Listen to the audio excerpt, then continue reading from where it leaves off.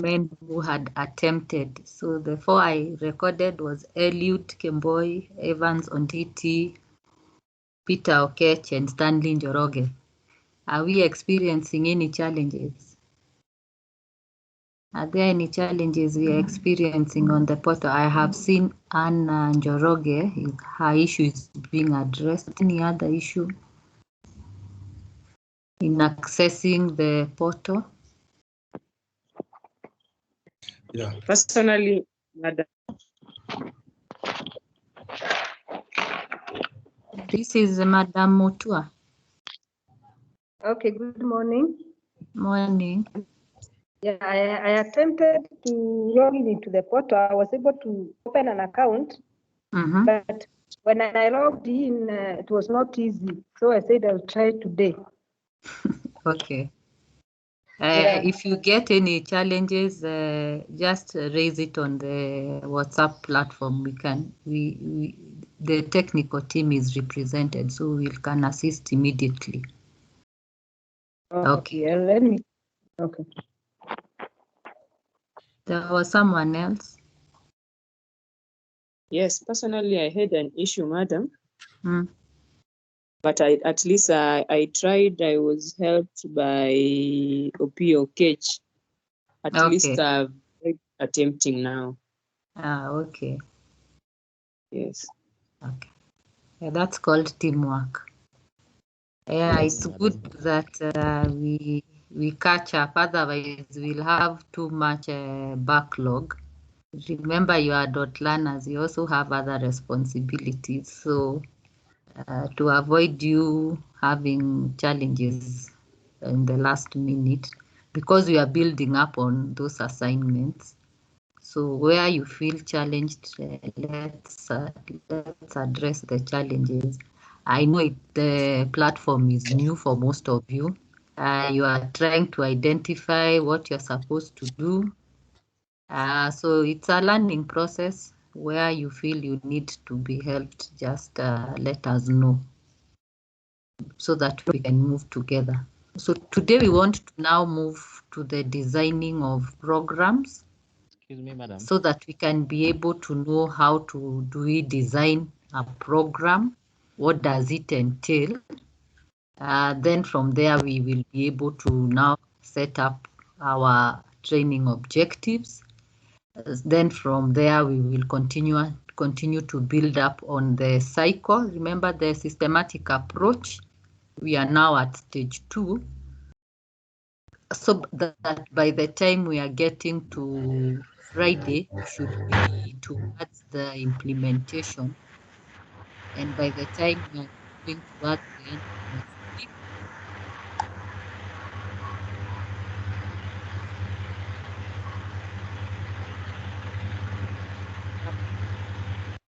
cognizant of.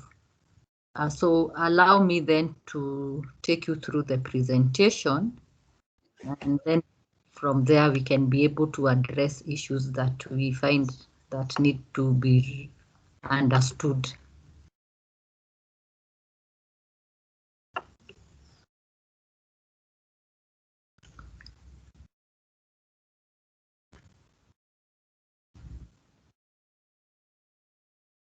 So the session is on designing training programs, and in this session we are going to, that's the session outline. We'll have the session objectives, then we'll have a group activity. We'll be able to identify what skills do we require to design a program, what are the steps involved, and then we will be able to have a practicum in designing a program. And then from there we conclude. So in this session, we should be able to explain the importance of designing a training program. We should also be able to describe how a training program is developed. And then we need to design a training program. So remember that within the systematic training approach, or others call it the training cycle, we are now at design. Yesterday and on Monday, we were at the analysis. We analyzed how we nominate and select trainees, having understood the role of training to the organization, to individuals, and we also need to also tie it to how does it, what's its relation to national development. Yesterday, we delved further in ensuring that we have analyzed our adult learner, where we dealt a lot about what are the characteristics of the adult and what are the 6 principles of adult learners or adult learning, so that we can apply this while we are within a training. And once we were able to do that, we went to identify how do we come up with an intervention of training that is used to remedy a performance gap. And those who attempted the discussion questions, I like the way you tackled that discussion question. And because of that, then we are now going to see how then do we design a program from what we identified, because there are certain factors that we needed to think through in terms of that small scenario. So we are at the design. And I want to say, when you are designing anything, it requires time. For those of us who have our homes, you know, by the time you got to have your home, whether it was you built it or you are still building your dream home, or you have you are renting it, there is a way that we make sure that our houses are designed, and it requires that we have a sketch or a map or that allows us to think through what is it that we need to put within our houses, where does the door face. I have seen currently people even identify where does the rain come from, how will the sun shone inside the light. And this designing of anything I have seen requires a lot of thought, so that by the time you are even now implementing that design, and you are able to have made sure all the factors are taken into consideration. So it is the same with a program. Now, yesterday within that discussion forum, once you identified that training intervention, then now it's up to us to think in terms of then how do we design that program. So we are going to think in terms of what does it take to design a program, so that by the time we see that there is already a curriculum done or a syllabus created, it is a lot of thought that went into it, and this is what we need to do in this session. So we are saying that design is a model of doing things. We are saying when you design, you create. When you design, you fashion. When you design, you develop. So in training, design is about having a big picture rather than the details of what learning will be, how learning will take place. So when we are designing our courses, often we think about those courses long term. We see the big picture. You have your model. You see it in terms of a picture. Now it is the details that you are going to put in here and there that are now going to ensure that your model or your creation of your program now has taken care of all the details that you want it to have. And then ultimately then, how will we carry out that training? And that's what we want to talk about. So we are talking about designing.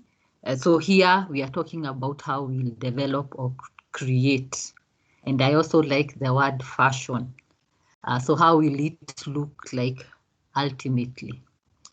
So one of the things that therefore asks us then to think through is what is the importance of designing a program, and how do you design a program? So let me go back to my first slide then. So we are in the inception stage of designing. If we don't take time to think through the big picture and talk about the details, then you find out that later we might be saying that we need a management training, yet we didn't look through it keenly to identify exactly what should we achieve once we attend this training, or those managers who attend the training, what should they be able to acquire? So let's talk about then, what does it take to design a training program? I know most of us here are from training institutions. What does it take to design your programs? I know you are working with longer programs than ours, because yours are you are within technical institutions. So when you are designing your programs, what does it entail?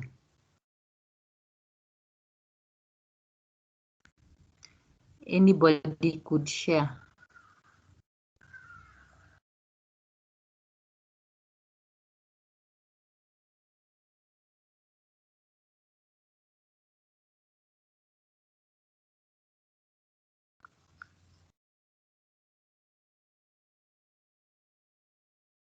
May I then? Yes, I can attempt.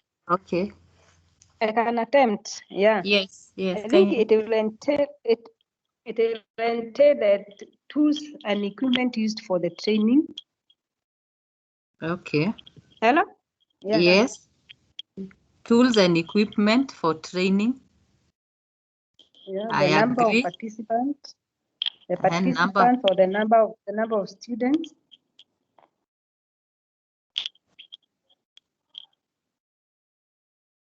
Yes, your target students, the numbers that you are targeting. That's okay. And the venue. Oh, the venue. Yeah. Okay. That's a good attempt. Someone else, you can chip in. Yes, madam. You can also try. Yes. There is also once you are signing up a given a program, you have to have in mind the curriculum which will be used mostly in training institutions. Yes, I agree. A curriculum that we are going to use within our training institutions. What does the curriculum entail? Just give us a summary. And not only him, we all use curriculum. What is in the curriculum?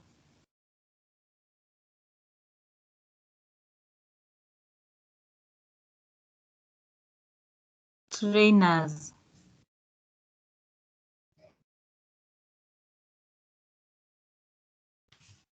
Yes, I can attempt. Yes. I think the curriculum should have the course content, method of delivery, and expected outcomes. Okay. Yes. Have we left anything out of our curricula besides content, methodology, expected outcomes? And the duration for the training. The duration, yes.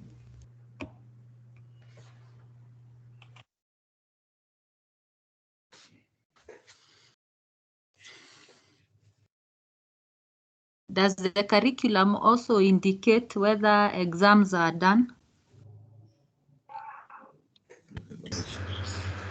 For specific programs? Yes, Yes. it does. Yes, It does. Yes. Method of evaluation. Or method of evaluation. Or assessment for that matter. Yes, true. Okay. Now we are already designing the program. Anything else we've left out? Have we talked of the duration? Yes, the duration has been mentioned in the curriculum. Okay. Let me take you through the inputs we have given. One, we've said the tools and equipment for training. the target of our target audience, say our students, the venue, the curriculum used. In the curriculum, we have said there is the content, there is the methodology, there are the expected outcomes, duration, maybe exams, and accreditation for others. Then there is also the methods we use to evaluate or assess the course. So from those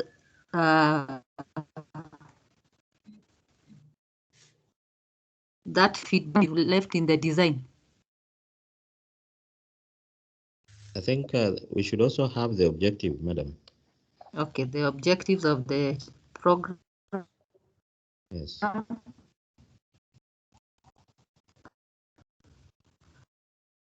Trainers, do we get your timetable? Yes. Yes, we need a timetable as well. Yes, we need a timetable. Training schedule. Yeah, a training schedule. I'm sure, yes, sessions. I'm sure you trainers have swapped your timetables to make sure you are in this class. So that is usually a very important tool to guide the sessions, the venue sometimes. Maybe in your cases, your venues don't yet. We need to think in terms of designing. What else do we require that we may not have captured?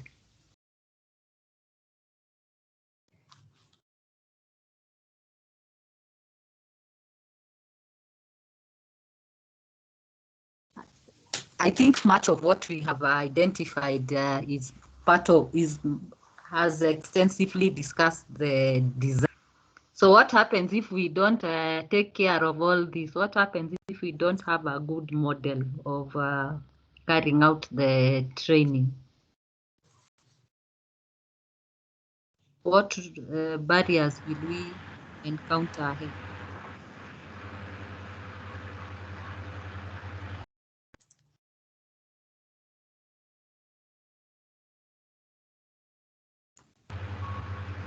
Then in that case, the training will not be able to achieve its objectives. That's true. The training won't achieve its objectives. What else will be a hurdle?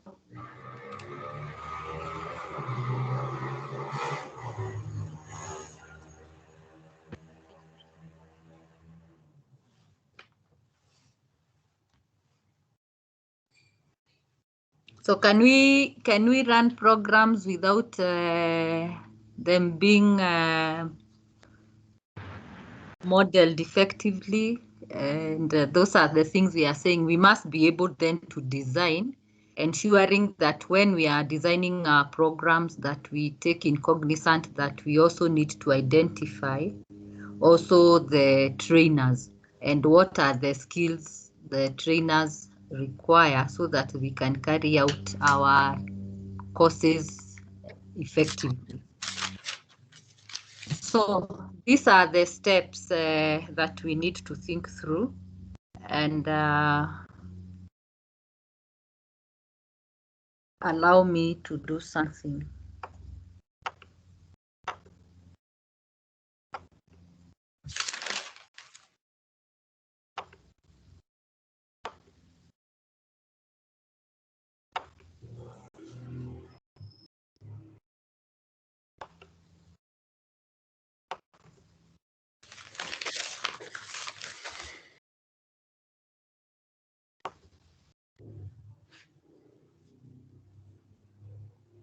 For one, we need to identify the needs of those who are coming for our course, our training. We need to determine the needs. What is it exactly they require the training to address? Then from there, we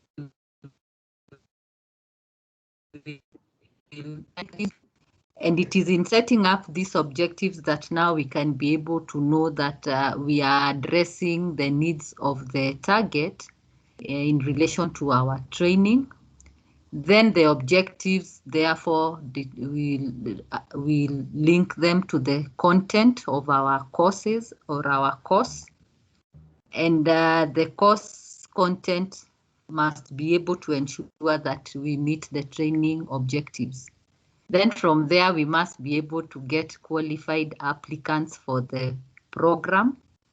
And that's what we talked about on Monday, that we now must be able to nominate and select our applicants effectively, because at the end of the day, we want the applicants to be the right target for the training. And then we now determine the best schedule. How do we sequence the content, and how then can we ensure that interrelated content can be worked on together, and how does the content build up from one to the next, so that which needs to be done initially, they are done, and then we are able to build up on the program. From there, then we are supposed to identify what we require, the facilities, the tools, the equipment, so that we can be able to now talk about what should we budget for. Then we need to also ensure that we have qualified instructors who can be able to carry out the training and be able to ensure that it is successful. Then from there, we will select and prepare any audiovisual aid required, because at the end of the day, courses are different and require various visual aids. And because we are working in technical institutions, you know, you have more audio and visual aids than we may have in our school.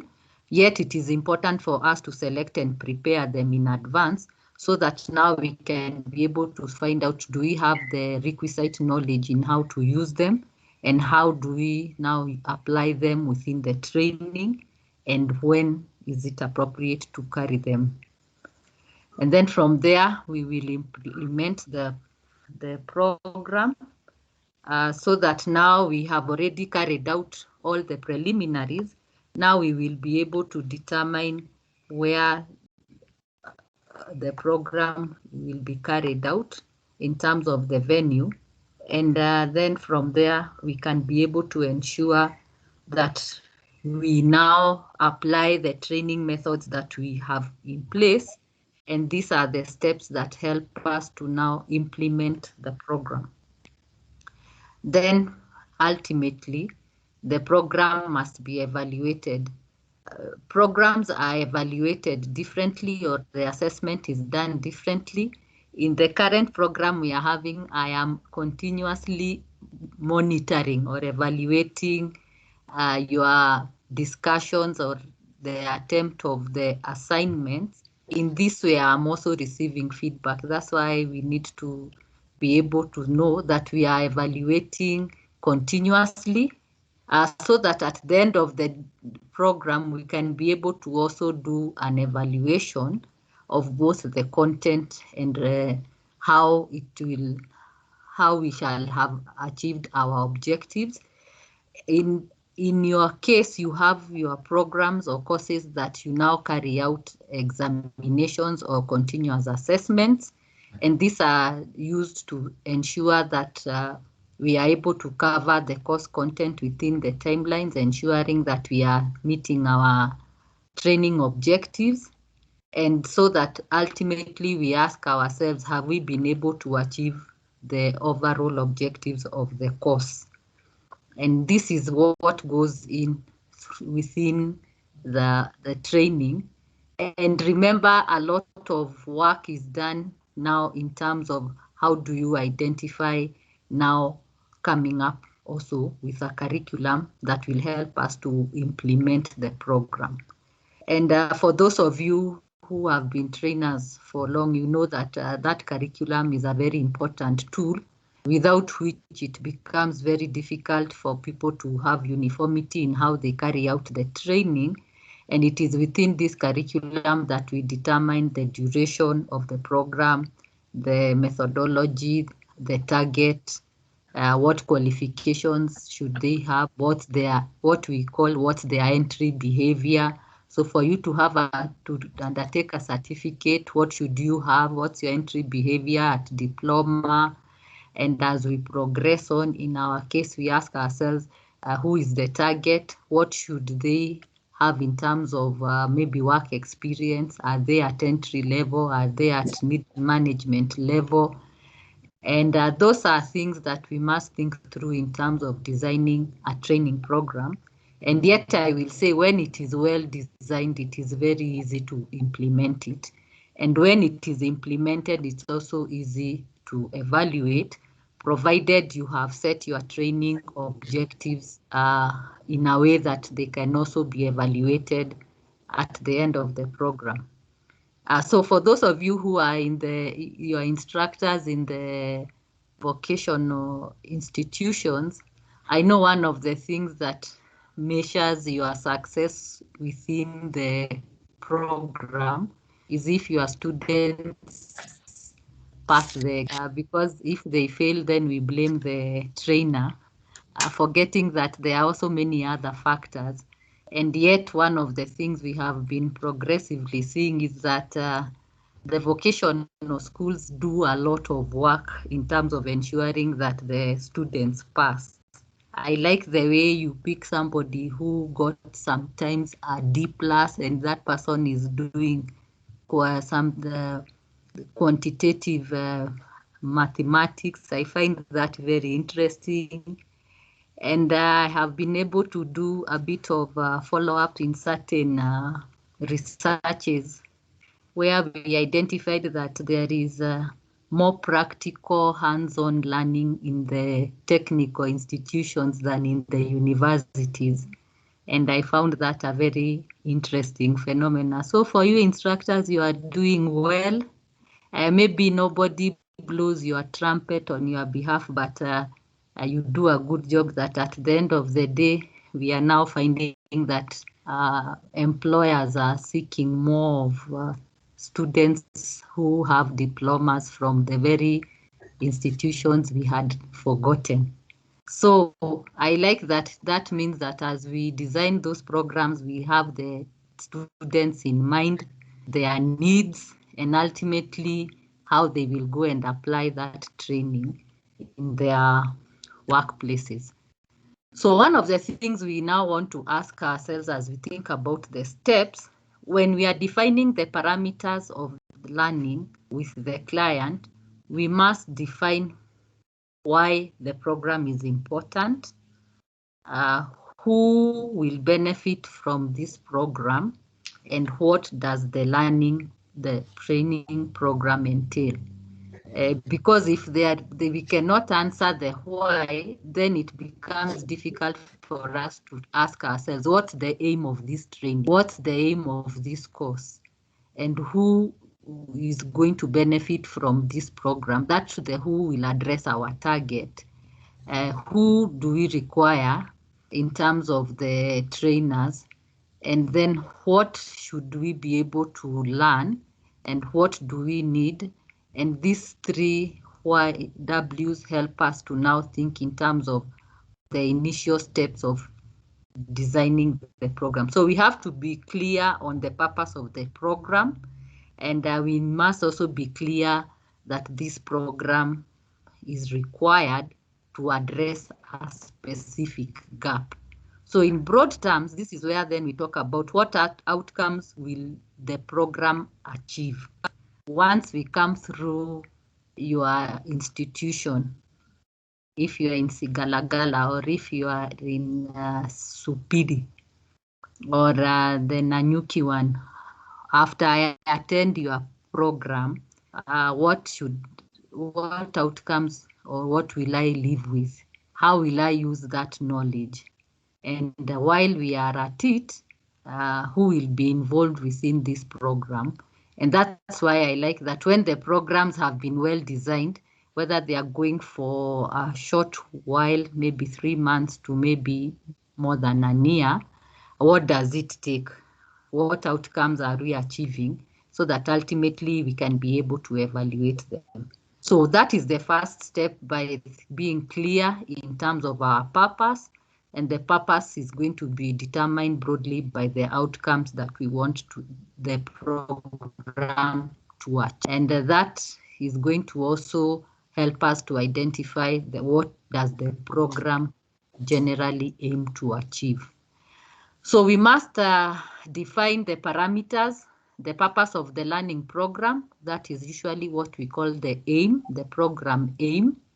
And we must be able to benchmark that program with any standards that have been set out, maybe by the industry or globally, and so that we can be able to ensure that that learning, the program itself meets the threshold required. We must be very specific in the way we now define our learning objectives. And from there, it is easy for us to get the content of the learning areas in terms of their breadth, how far are we moving in terms of the content, and how deep do we go. If we are having it at certificate or at diploma level, what's the depth? If it is, in our case, you are coming in as a new employee, you are undertaking induction, what's the depth we go to, so that by the time you come now for either another program like supervisory, how deep do you go? And in terms of now, how do you disaggregate one program with another? The content areas determine what we need to put in terms of the learning. And this is determined by the curriculum that is being set out, or the syllabus. And it varies from one program to another. So I have seen that where the program builds up from foundation all the way to maybe a higher level, the breadth and the depth of learning becomes wider and deeper. So we need to also identify who is our target group, what's the behavior of our learners. And I like that every time people always ask, who is in this training, whom are we thinking about? So that even as we come to facilitate this TOT, we have to have you in mind. Who are you? Because this team that we are having for TOT is not like the previous one we had. So the learner behavior is different, the entry behavior is different, the needs are different. So we must identify who are we targeting within our program. And we need to know that if they are adults, then we understand that they have various characteristics. And we know that at the end of the day, we said that adult learners are self-directed. So even those of you who are lagging behind in assignments, we know you will catch up, whether through the weekend or in your time that you create. And that's important for us to identify who are our learners. Then the other thing we need to identify is which is the learning environment that we require for the program or for the course.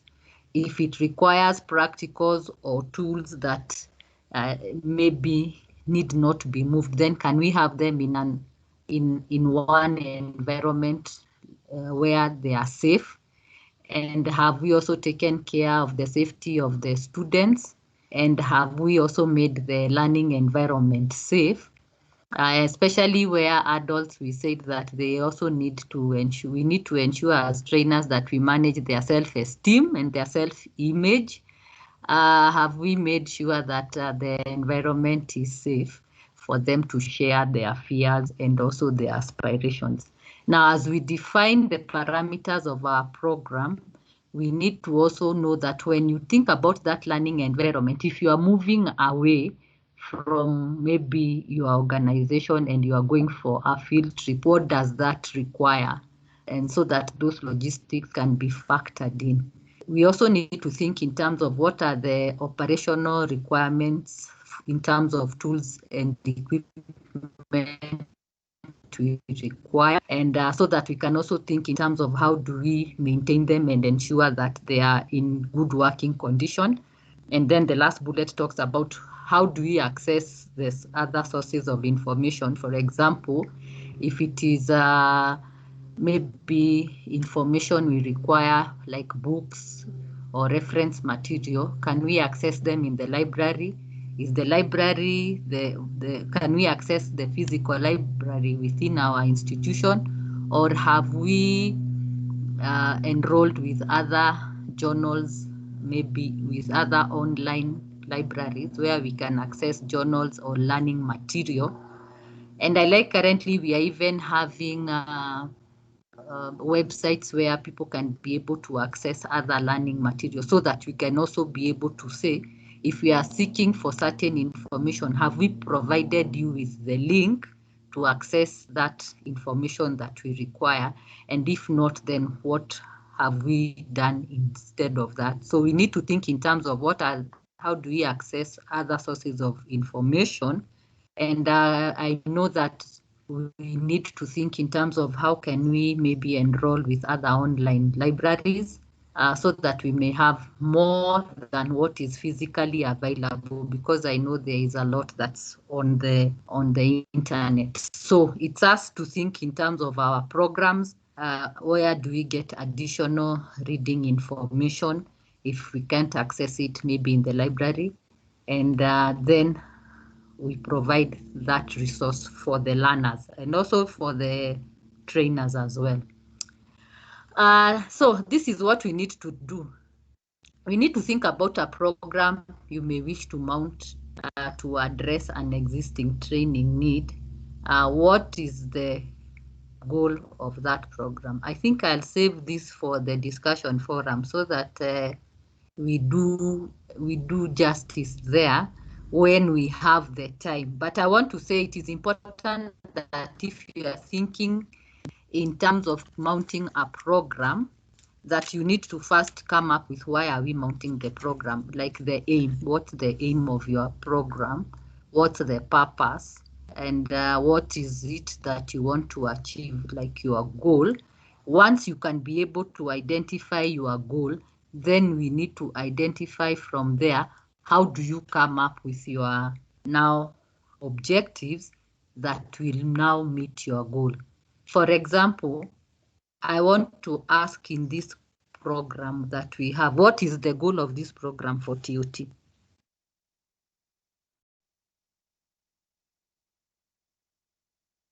You are our participants for this program. What's the goal of this program?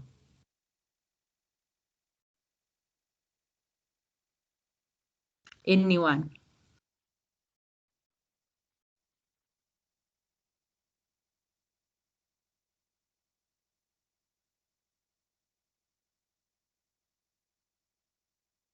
Hello.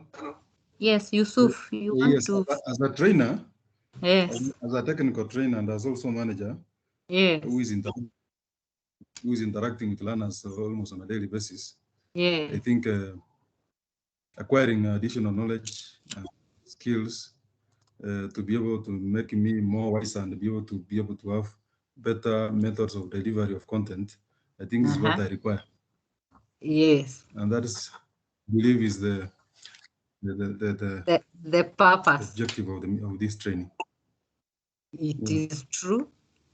Remember, when this training was designed, it had our target group are usually trainers and also those who want to transit from practitioners to start training.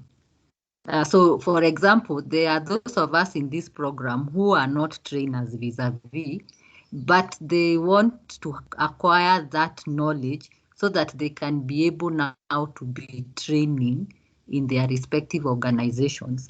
So the aim of this program aims to ensure that whether you are a trainer or you are not, you still acquire the skills that require you to go and train.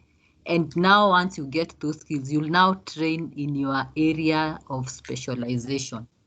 So the purpose of this program of TOT is to ensure that our participants are equipped with the knowledge, skills, and competencies that will make them be able to be efficient in their training through delivery of many training methods that you will learn. And I think the one that we are learning by default is the mere existence that we are now on an online platform, which is different. And that's why you are finding sometimes you're having challenges, maybe accessing the online class.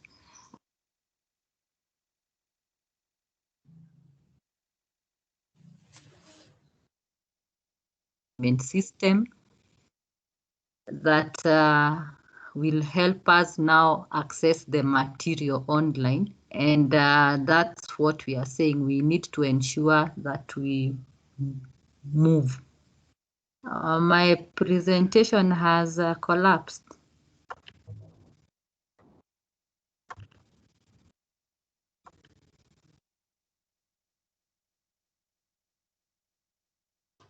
Oh, there it is. That is part of the learning methodology. Okay, so since we now know that we want this, the aim of this program is to equip our participants with the knowledge, skills, and competencies to be effective trainers. Then from there, we will now identify that the objectives we set are going to help us achieve our goal. So what we are saying is that it's not that we are not good trainers. It's only that we require certain, maybe just one skill that you require. And what that makes you now become is it makes you open up to now finding out what exactly is your need. Some of you, by the time we get maybe to Friday, your need will have already been met by the content we'll have shared. And it is important for us to know that as we are mounting or designing programs, that it is important to ensure that our goal is clear so that we can come up with smart objectives that can be able to help us achieve our goal. So one of the things that therefore helps us to now move towards is we need to identify what are the characteristics of our learners. Are they employed? Are they school leavers? What's their status? Kindly remember, even as we talk about our learner, we also categorize them in terms of also their levels of employment, in terms of are they at entry, at managerial level, or at a leadership position. That helps us to identify what our learner is about. We also want to ensure that we also understand what are our learning experiences that this learner brings, so that if they are directly from, say, high school, then we are able to know that we can be able to address some of the issues with them, so that we can know now how do they want to learn. Remember, we said about the adult learner, they know what they want to learn. So they have come with experience. So we want to share and use that experience to improve on them. Where are they located? Like now we know we are having learners from all over. You're not within Nairobi necessarily, but you are within the country, and one of us is outside the country. So it's important to also consider that. We need to identify that we have different learning styles. Some of us are visual learners, others are better at doing what we call the kinesthetic. Then there are those who are more audio, they tend to learn more by listening.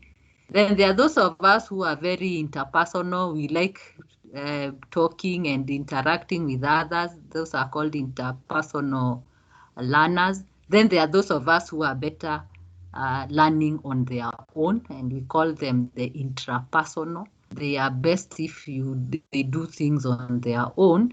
So all these learning styles, we need to think in terms of what do our learners favor. I think many times, depending on our orientation, we tend to think in terms of only visual and audio, and we forget that there are others who are also musical, others are mathematical, and all these are different learning styles that we have been discovering that people learn best in. And those are things we are now saying, how can we be able to use those experiences and styles that the learner comes with for us to enrich the program. Then we need to identify learners with special needs. And once we identify the special needs, then we need to be able to ensure that those learners are also being taken care of within the learning. I was coordinating a program that ended like 2 weeks ago, and it was an online program. And I liked that within the program, we had 2 of the participants had visual impairment, but they said that our learning management system was friendly to their braille system, and I think I really appreciated that. So there is a way they said that they needed their needs met, and interestingly, our system took care of that, and I found that a good compliment for our ELDI, that our learning management system is taking care of those with visual impairment. It's taken care of their needs. So I want to say it's important that we find out before our training starts whether there are people with any special needs, so that we can ensure that even the environment where we are identifying the venue is friendly to their needs, and so that we can also take care of many other issues. And it's also good to alert your team of trainers that there are certain special needs of participants within the forum, so that they are taken care of. Like I find if they are those who are visually impaired and they are in class, it's important, if they're in a physical class, it's important that they are sitting in front, so that they can be able to hear. Maybe their hearing is usually stronger then, but sometimes they are just let to sit behind, and that becomes also, we also create more challenges. So we need to think in terms of special needs.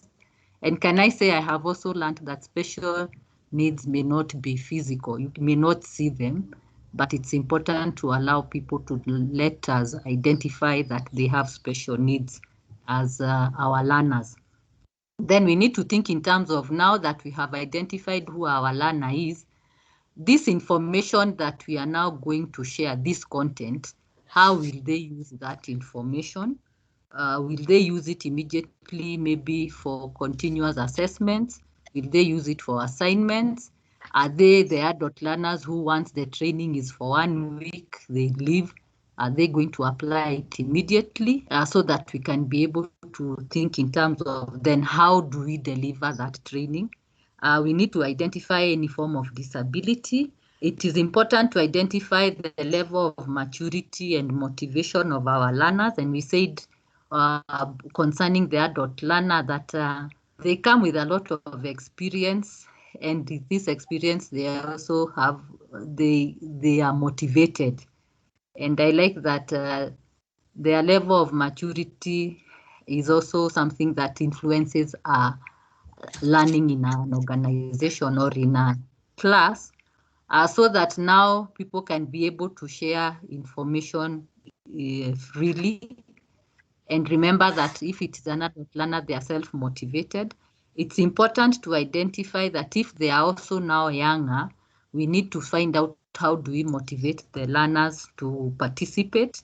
It is important to also identify the cultural background of our learners, so that we can be able to respect part of their culture. Like if you find there are those who have some cultural beliefs that may not entail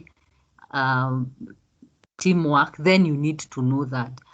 I also know of organizations where their organizational culture trickles even in a learning environment, where people sit in terms of seniority. The more senior you are, they may sit in front, or the more senior they are, they sit behind. So you have to know how people's cultures influence learning, so that you don't ask somebody who is junior to sit in the position of the senior one. And those are the challenges we find.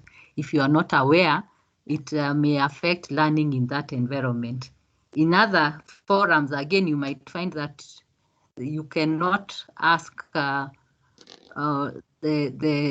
junior to answer the question raised by the senior. And those things, I find that you must then understand the culture of these participants that you have, especially if they are adults and they are coming from organizations that hold that culture very strongly.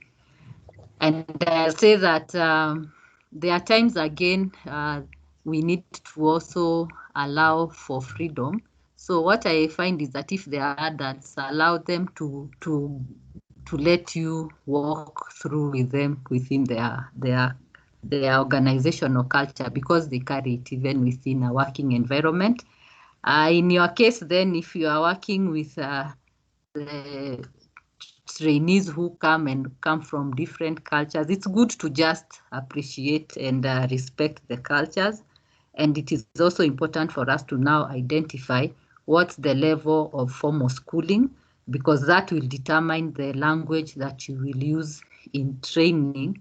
I know of times that we have been forced to teach in Swahili because of the level of schooling of our learner. And that is when you identify as a Kenyan that you are very poor in one of the official languages called Swahili. Yet at the end of the day, it becomes an opportunity for us to learn. So these characteristics of learners influence learning.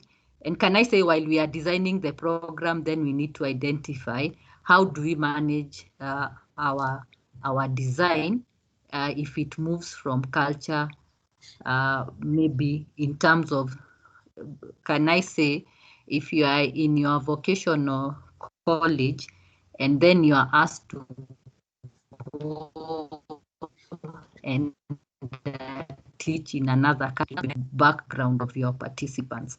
Now, in our case in Kenya School of Government, we are usually privileged because we interact with various cultures in terms of other nationalities, so we can be able to address their cultural differences while we are in the learning environment, and that helps us to be open and respect. So if there are those ones where they find it difficult for them to be taught by a lady, then we pair the lady with a man.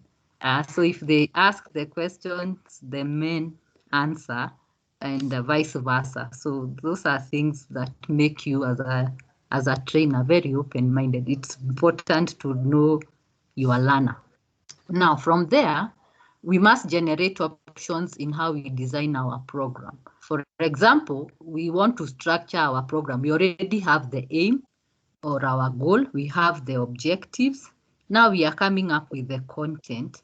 In the content, then this is where now we think in terms of the structure. How do independent units now tie to each other, and what's the competency required of these units? If we cluster them together, are they going to help us to come up with the activities relating maybe to an area of your specialization? And how does one maybe unit tie to another? And then we can be able to think in terms of how do we now cluster the units of competency to allow us to reflect in terms of ensuring that we are learning within a specific project. So if it is, say, the project is within a certain department, then how do these departments therefore interact and build up towards working in the success of our project? So we are thinking in terms of how do we structure the content, the units, the sessions, so that finally we can be able to achieve the project that we intend to achieve within the specified timelines. And when we plan now, we want to implement that content. We want to now teach or deliver. When we are planning our design, we must know what and identify what. Remember that within the curriculum, we start with the things that learners must know. So before they can maybe proceed to the next week's unit, they must have been able to know the following, maybe the basics or the foundations, so that they can be able to perform their jobs. Then from there, we transit from now, what must they know to what should they know? Because now we are building up on how they can be able to improve their performance, to be able to now conceptualize issues, because now they have a foundation. Now they should be able to do this, and whatever they need to do is towards improving performance. And where there is time, or what we sometimes finish with, are things that would be nice for the participants to know. They may not be necessary to perform the duties, but they are things that are nice to know. And these are those things that sometimes may include maybe aspects that relate to communication or negotiation skills, which may not necessarily help you perform your duties, but in case you require those skills, they are already been imparted. And that's why you find that we usually start with the very basic as we continue building up, so that by the time we are now moving towards the end of the curriculum content, we are moving towards what would be nice to know, having been able to build the foundations and help the learner improve their performance, but by what they should be able to know. And usually, even when we evaluate the program, we evaluate amongst the must know and should know. And mainly that's where our content is heavy on. So we now identify resources required, learning materials, in relation to the topics, the units, the subjects. If there are any handouts or references or textbooks, we need to identify them and have them available. Then we need to prepare our training methods and identify the ones that work within our program. If there are any presentations to be done, then they need to be prepared in advance. And any overheads that we might think through, maybe in terms of ensuring that the resources are required. If we are going for an excursion or a field trip, what will that entail? Those are things we need to think through.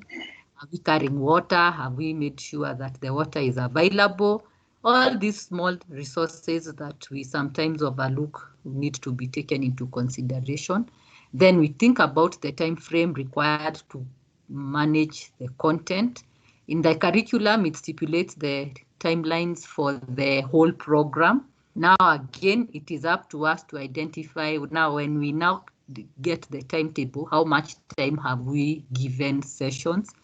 And this in mind helps us to think in terms of also our learner. Can our learner sit in for 1 hour? Can our learner sit in for a 2-hour session? Or is it a 3-hour session? And at what point do we therefore take health breaks? And we need to even think in terms of a time frame from previous programs. How much time have they been able to allocate? And if we are now moving towards more depth, how much time then should we be able to give this one? And we can also engage other experts so that they can be able to advise on how much time we need to give the program. That's why you find that now programs, curricula are reviewed with the input of experts, and even experts are within our departments, and people are able to agree on the timelines of sessions or also on the curriculum. Then it is important to think about your budget, costs, and logistics. How much are we talking about in terms of time? How many facilitators do we require? Are we having them within our organization, or are we going to use associates? What's the cost of running the program? Are there any travel expenses for the learners? Maybe do they require additional resources and the costs? And what are the logistics say of replacing people when they are away from office and ensuring that we keep the work flowing? So that if you are not in class now, when I'm away, whoever replaces me needs to know who stands in, and if we don't have the person within, what does it cost to replace me, and so on, so that finally every work flows through. So when you talk about budgeting, I am sure you are doing it tomorrow. You will be able to see what are those things that we forget to budget about in terms of training. And that's why you find that training sometimes becomes expensive because of these logistical issues. But if there is less travel and less resources required, then it becomes manageable. So now we move to developing the content. This is where we develop resources, new resources, considering the material to be presented. Are learners going to receive class notes? And if yes, how are the notes? Are they in terms of a manual? Are they in terms of, are they writing? How are we printing? Is there any assistance required from a technical or a subject matter expert? And I'll tell you that for us to run this TOT program, we are having some technical experts on issues to do with ICT. And that's why when they ask you for certain information, they are here to assist in the smooth flow of the program. So in your case, if you need any technical expertise from a different department, then you need to plan for that and engage them in good time. Then this is where we also think about what's the flow of information for learners to be able to absorb. And I've said that we start with what we must know, the foundation, and then we keep building up so that we can be able to engage learners with the information. Then one of the hardest things then is how do learners how will we engage them in the learning process so that we are able to leverage on their different learning styles. So if I am a visual learner, how do you engage me? If I am a interpersonal learner, how do you engage me? And suppose I am an intrapersonal, how do you engage me? And that's how you find that you use various training methods to engage learners in the learning process so that we make them do as they learn, and in this way then they are able to learn effectively. So we then sequence the information, what should come first, so that we can be able to identify what skills are we developing before we move to the next level of developing the competencies that we require. This is where then the issue of timetabling and content flow is thought through. And this is done by the experts of the of specific programs. Then this is in the delivery, this is now where you implement. Is it a face-to-face delivery? Is it online? Like in our case, it's more of online and also distant learning. Is there an aspect of coaching and mentoring so that we can now be able to identify how are we going to roll out the coaching and mentorship?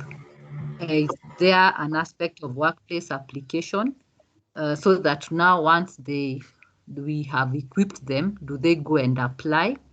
And we have a program that we allow the strategic leaders to go back to their workplace and apply something through an assignment. is the application of the workplace as simulation. Are we going to bring the workplace in a learning environment and allow the learners to ensure that they apply the skills within a simulation that's done replicating their actual workplace? And then finally, then in step 5, we are now saying, how then are we going to ensure that the activities we have are interesting, are relevant and appropriate for the learner characteristics, and these activities are geared towards us achieving our outcomes? How do we sequence and ensure that ultimately all aspects are met and ensure that we can be able to review the program?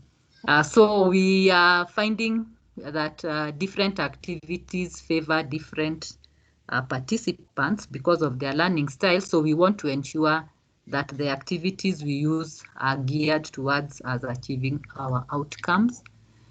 And so that we can be able to identify what are the assessments that we are doing, what methods and tools are we applying, and how are we ensuring that all the needs are effectively addressed with equity, that everybody is accessing the discussion forums or notes. That's why we are ensuring that we are addressing the issues as you raise them. And it is also important for us to identify risk areas and contingencies. Like one of the risks I'll tell you of running an online program is if you get a power blackout and maybe you don't have a backup, maybe a generator at hand. So those risks, we need to think in terms of them, and those are things we need to talk about. Or sometimes you have a PowerPoint presentation, and when you want to present it, then a virus affects it, or your computer is not compatible, and on and on. And I've seen many times when you are very well prepared, the aspect of risk. So you need to come up with contingency measures so that at the end of the day, the learning or the session continues as you had planned, but now using a different method. So it's good to identify risks. So I hope that you are always charging your gadgets to full so that you can be able to ensure if there is a blackout, we proceed. And those are things I keep saying they happen sometimes without us even being aware. Now we want to implement the program, we mobilize the resources, we solicit for funding where we can. And I know that this is where now the implementation of very good programs sometimes comes to a halt, because sometimes we don't have adequate funding, and yet we want to run the programs effectively. So we look for alternative sources of funding, and I know universities are good with getting grants, and these are ways, even partnerships, we do them within our school. We partner with development partners to be able to roll out training. So you can still do the same within your institutions if you want to carry out more training and you require partners.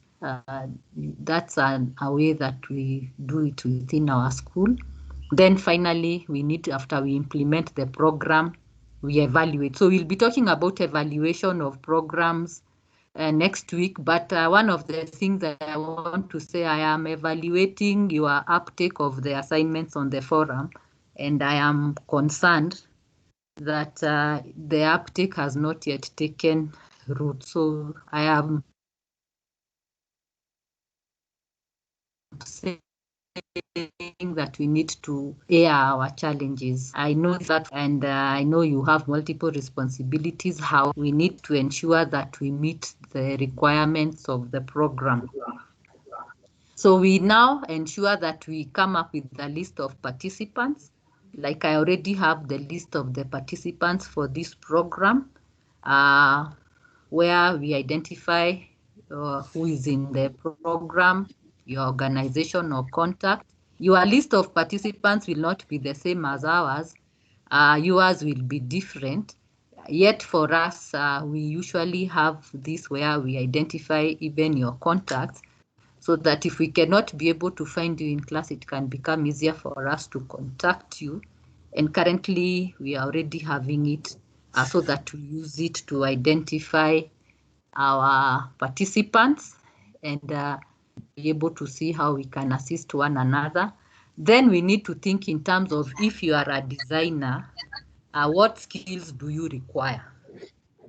I have blinded the presentation. Nothing has gone wrong. If you want to design a program, what skills does a designer require?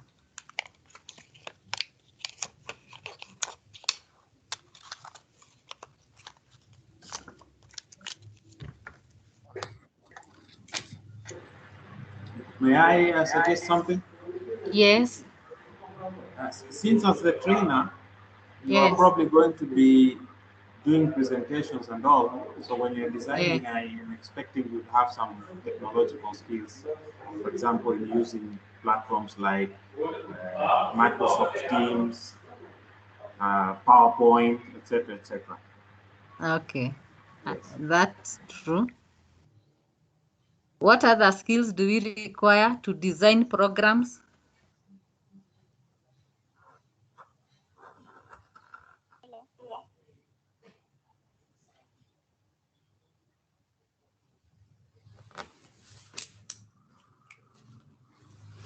Instructors, trainers, what do we require?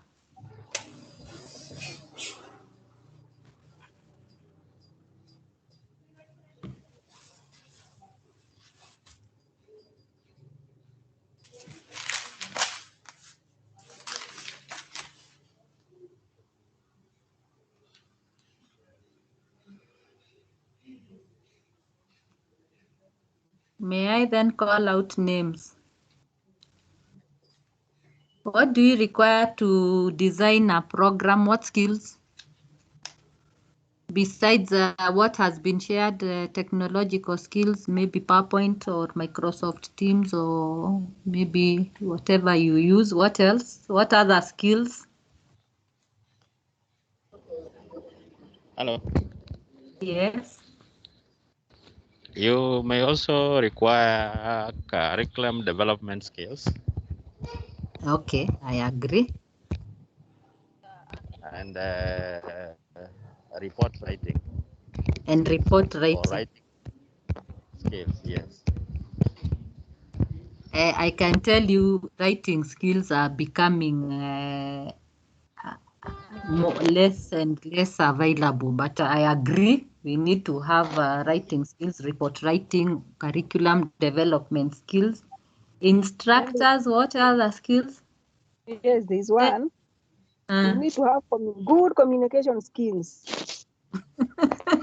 I like the qualifier, good. Yes. Okay, I agree. You have to be an effective communicator. Other skills you require? I think you also need to understand how relevant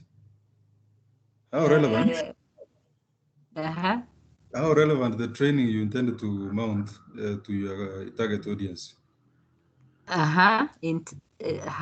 Please explain further. You know, if you are, as a trainer, somebody, as you design a training program, if you don't understand what objectives you want to achieve by designing content that is relevant to the needs, I'm not sure even if that is a skill or Can we say that then the skill we need is you must be a subject expert, so that I'm not asked to do electrical and the owner is in this room. My area may not be in electrical. Yes, I agree. So that it's relevant. Yeah. Okay. In trainers, have we exhausted all our skills to design? Yeah, I think you can adapt. Yes. Yeah, you should also be able to adapt very fast. In this case, I mean, you should be able to understand your target group. And for example, if you are giving example, you should give examples that are relevant to the target group. For example, now most of us are trainers. Yes. And therefore, we expect that the example should be in the training. They should be very relevant. I agree. Yeah. Because I think that calls for a level of creativity. Sure. Where you adapt fast, yeah. Yeah. Where you discover that now your learners are different from those you met earlier. So the level of creativity is good. And can I say all trainers are very creative? Sure. Yes, they are very creative. I like the way we have options. So here it is, designer skills. We need to have technological literacy. We need to be innovative. We need communication skills. We need planning and organizing skills. We need problem solving skills. And we also need research skills so that we can be able to know what other concepts have been identified in our areas or current areas of study.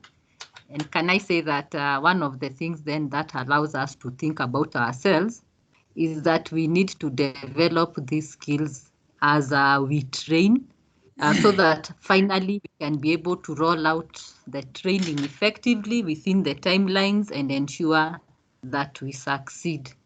So in this program that we currently are at, we are going to make sure that you gain experience in facilitating within this Microsoft Teams, where now we will be able to improve your technological skills, maybe even in how you do your PowerPoint presentations, so that by next week, Thursday and Friday, that's the business for those 2 days, to be able to ensure that now within your technological prowess, you become better, and we are able to now see how we can be able to apply some of these techniques we are learning.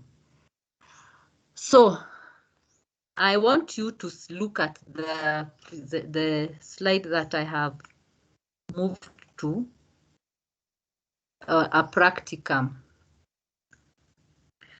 You have been tasked to carry out a 1-week induction program for newly appointed clerical officers. It's a 1-week program for new officers who have been appointed as clerical officers. You are supposed, therefore, using the steps we have had to indicate how will you design the program. One thing we have been able to be told within that first statement there about the task, at least you are able to know that the target group are clerical officers. And I like that we have already been given the duration for the program is a 1-week program. And I like that we have almost have a program name called induction. Now, what we need to think through is what is it that they need to learn in 1 week, so that we identify first before we even identify the content, what is the program supposed to do? It is to equip these officers with skills they require to go and apply. And from there, then we can be able to now come up with our training objectives. And then from there, we can identify the content. Then from there, we can be able to now even come up with the timetable for the 1 week. And I want to say that this activity is we are going to use this activity for the next session. So I will shelve this, and when the need comes, I will bring it up. And this activity, we will be able to do it within the classroom. so that we can be able to now develop that training program. So the thing we are doing is to remove you a bit from your vocational training institutions orientation and now make you think like you are now in Kenya School of Government and you are coming up with a program for 1 week so that we move you from your long programs for 3 months or 6 months to now do a program for a week and see then what it entails. Then we apply the same knowledge with our programs that we have within our technical institution. So I want to shelve this practicum and use it in the next session. I will still be able to build on this. So I am summarizing about the steps we take to design a program. One, we are saying we must identify the needs of our target group. Then we must set up the objectives. We must determine the content of our training. We must be able to select qualified applicants. We must determine the best schedule. We must be able to select appropriate facilities. Facilities entails tools and equipment. We must be able to select qualified instructors. We must be able to select and prepare audiovisual aids. And 9, we need to implement the program, and ultimately we must evaluate the program. So this is what we've been discussing throughout the session that we have just been going through. And this is the summary of what we have been doing. So in the next session, we are going to deal with number 2 to set the training objectives. So in conclusion, we are saying when training programs are well designed, the impact of the message is enhanced and the audience learns better. So a parting shot, according to James Bates, he says that the most profound words will remain unread unless you can keep the learner engaged. You can't see their eyes to know if they got it. So say it, show it, write it, demo it, and link it to an activity. I repeat that the most profound words will remain unread unless you keep the learner engaged.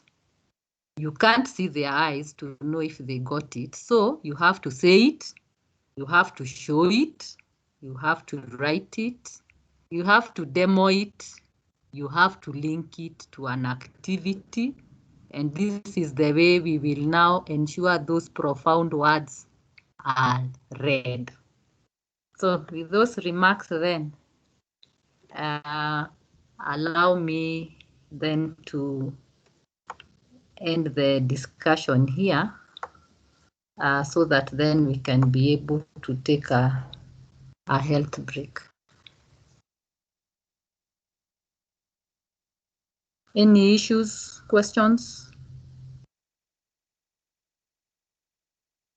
Okay, can we come back at 11:04? It's 10:34.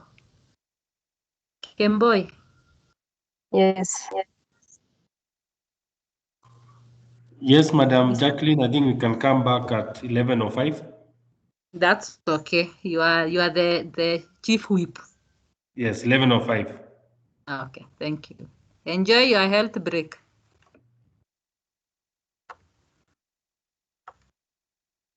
You too.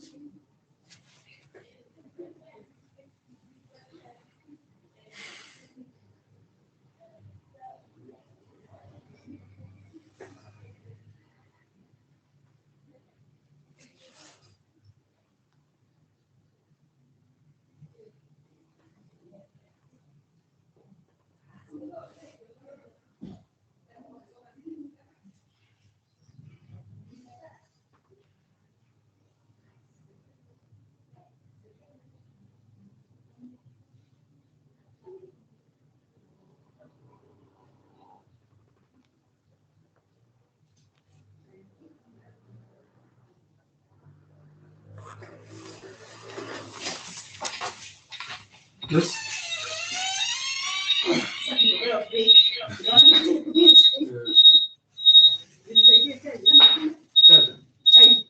Chai bado. Ngoja nipishe. Nizime kitu kidogo. Nizime.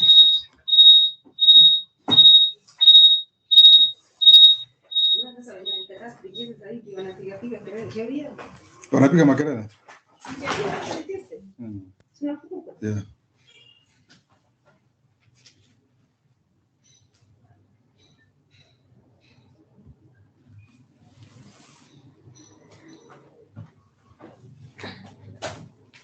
Sasa nimerejista hiyo kitu lakini sasa sitaingia kwa sababu nifanye hiyo. Umefanya? Yeah, assignment. Nimefanya ile inaitwa pre-training assessment. Chai usahau. Si unajua na hakuna nini?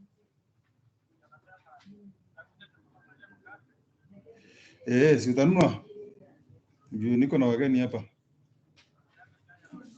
Watu watatu ama watatu. Ama wanne alafu na mkate. Haya.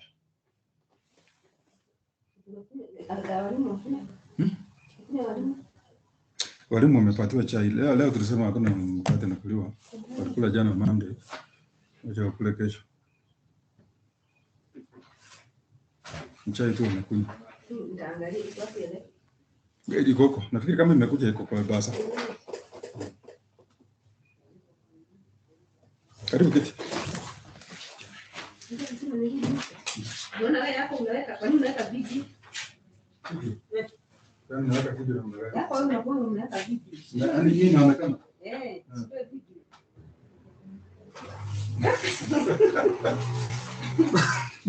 Nitatoa. Una click tu hapo kwa nini? Kwa? Unaweka tu pengine unataka kuongea. Turn off camera. Turn off camera ndio hii sasa. Isionekane. Sasa unakuwa ukitaka kuongea unaweka. Zaidi. Usiweke. Sasa hii kama sasa tunasikika. Makelele. So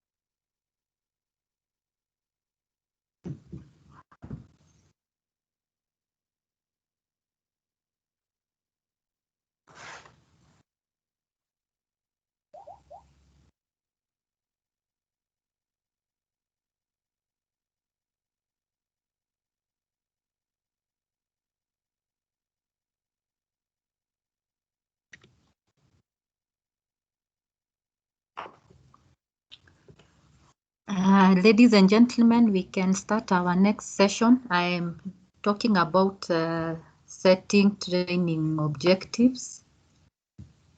So in this session, we are going to discuss how we now set the objectives so that we can be able to now identify what the training is supposed to achieve.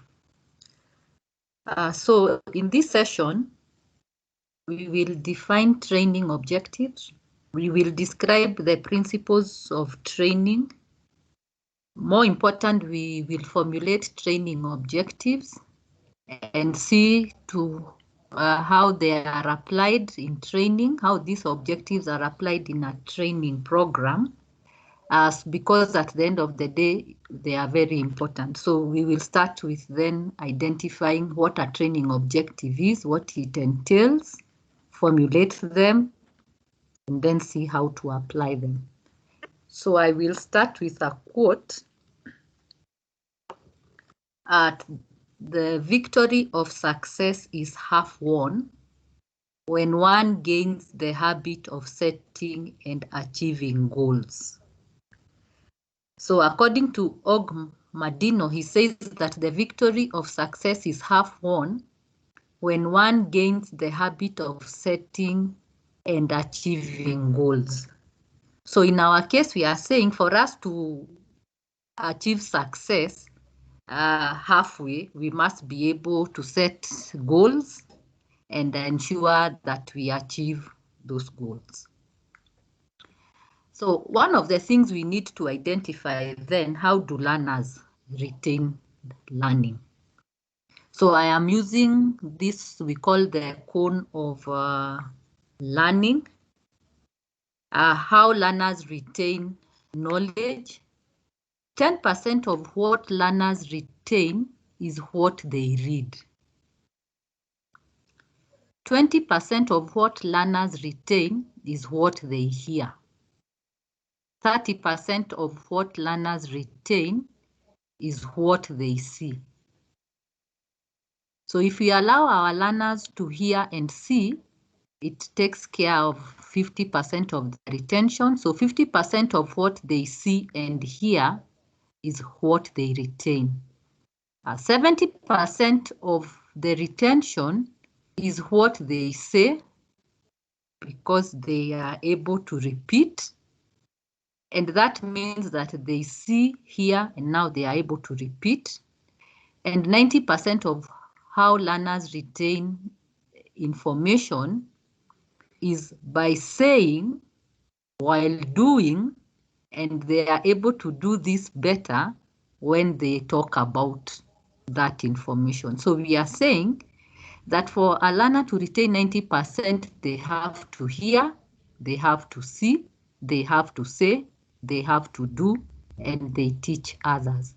Now, this kind of learning is therefore used to help us to identify how we intend to achieve our program's goal, and how then we need to design our programs to ensure that we push our learners from not only 50% of retention, but to the level of 90%, because now when they hear, see, they say, they do, and they teach others, now that becomes a better way of retention of learning. So bear in mind that while you will also be talking about training methods, this is where we will also be guided by what are the training methods that will help us to allow learners retain more information, so that we are able to use one method vis-a-vis another. So remember, within our 9 steps, we are at step number 2, where we are setting training objectives. And this is the business we want to do in this session. So once we get the objectives right, the other things become easier for us to be able to implement. So work with me as we talk about training objectives. So it is important to therefore know that for every training, it must have a goal. And for that goal to be achieved, we must be able to identify the objectives that we want to talk about. And therefore, we are saying that objectives are defined as being specific action statements. They are specific action statements that help us to be able to achieve what the training is about. So the objective helps us to know what you will be able to do in order to help you achieve the objective. So it's a guide. What will you do to achieve that objective? So these objectives give us actions, they give us the direction, and that's the reason why the third bullet says that they also identify the activities or the methods we will use in order for us to conduct and achieve our learning objectives and our overall training goals. So it is important for us to know that when you use a certain verb, like if you say you want to apply, for us to apply, we must identify a method that allows the learners to apply. And therefore, it is these objectives that guide the activities or the methods that we will use to be able to achieve our objectives. So we'll be able to see how this ties into the methods. So it is important for us to come up with a training plan. And we are saying for individual personalized training, it's important for us to assess the trainees' weaknesses and strengths first before we set up appropriate programs. And these weaknesses and strengths are going to help us to identify learner characterizations so that we can be able to know where do we put more emphasis on. So it is important for us to know that we need to identify what must learners know, what is it that they should know, and what would be nice for them to know, because what they must know is what will help them perform their duties or be able to transcend from one unit to another. What they should know helps them to improve in terms of their performance. What is nice to know is additional information, and sometimes we said that because we need a skill of research, we can give them additional information that would be nice for them to know. And this helps us to therefore plan within our training that even our timetable should first measure on the must and the should, and then give a little percentage on what is nice for them to know that may not necessarily be used to perform the duties, but at one point would be necessary. So when you are specifying a training objective, there are certain key questions we need to ask. One, what should trainees be able to accomplish after participating in the training program?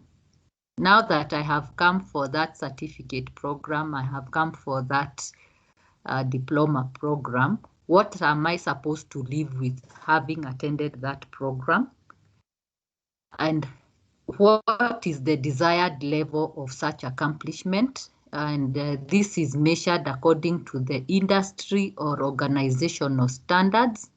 And for us in the vocational institutions, this is usually guided by the industry, and also organizations are also coming up with standards where they are saying that we need to produce graduates who are relevant to the work environment. So we are saying that whatever training we have, it has to be informed by the industry that we are addressing, and also the organizations we perceive that these graduates are going to work in. It is also important for us to know that when we are coming up with training objectives, we must be able to develop knowledge, we must develop skills, we must also be able to develop attitudes, or sometimes our training is supposed to develop the three, the knowledge, the skills, and the attitudes. It is easy for people to develop knowledge and skills.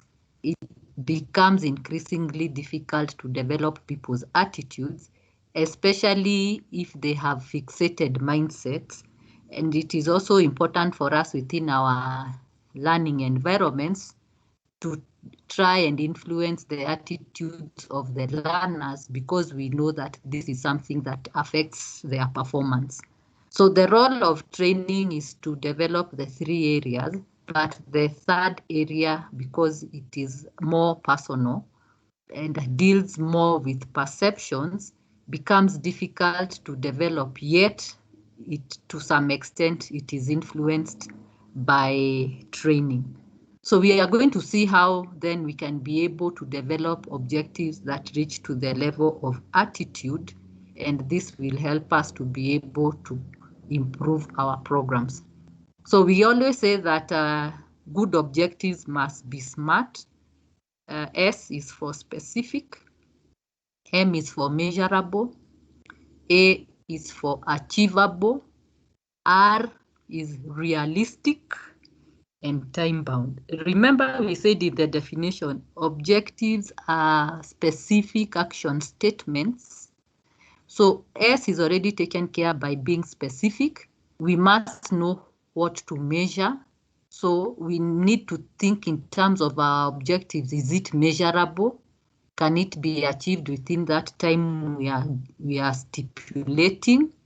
Is it realistic with the resources we have and the timelines? And finally, by when should we achieve these objectives? So if you look at my cone here, we are saying that these balls that we are seeing are about objectives measured. We need to identify how are we measuring them, with what? What are we going to use to measure? Who is going to measure them?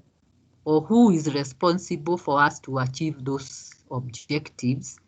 By when should we achieve that objective, and what is the result that we want to see?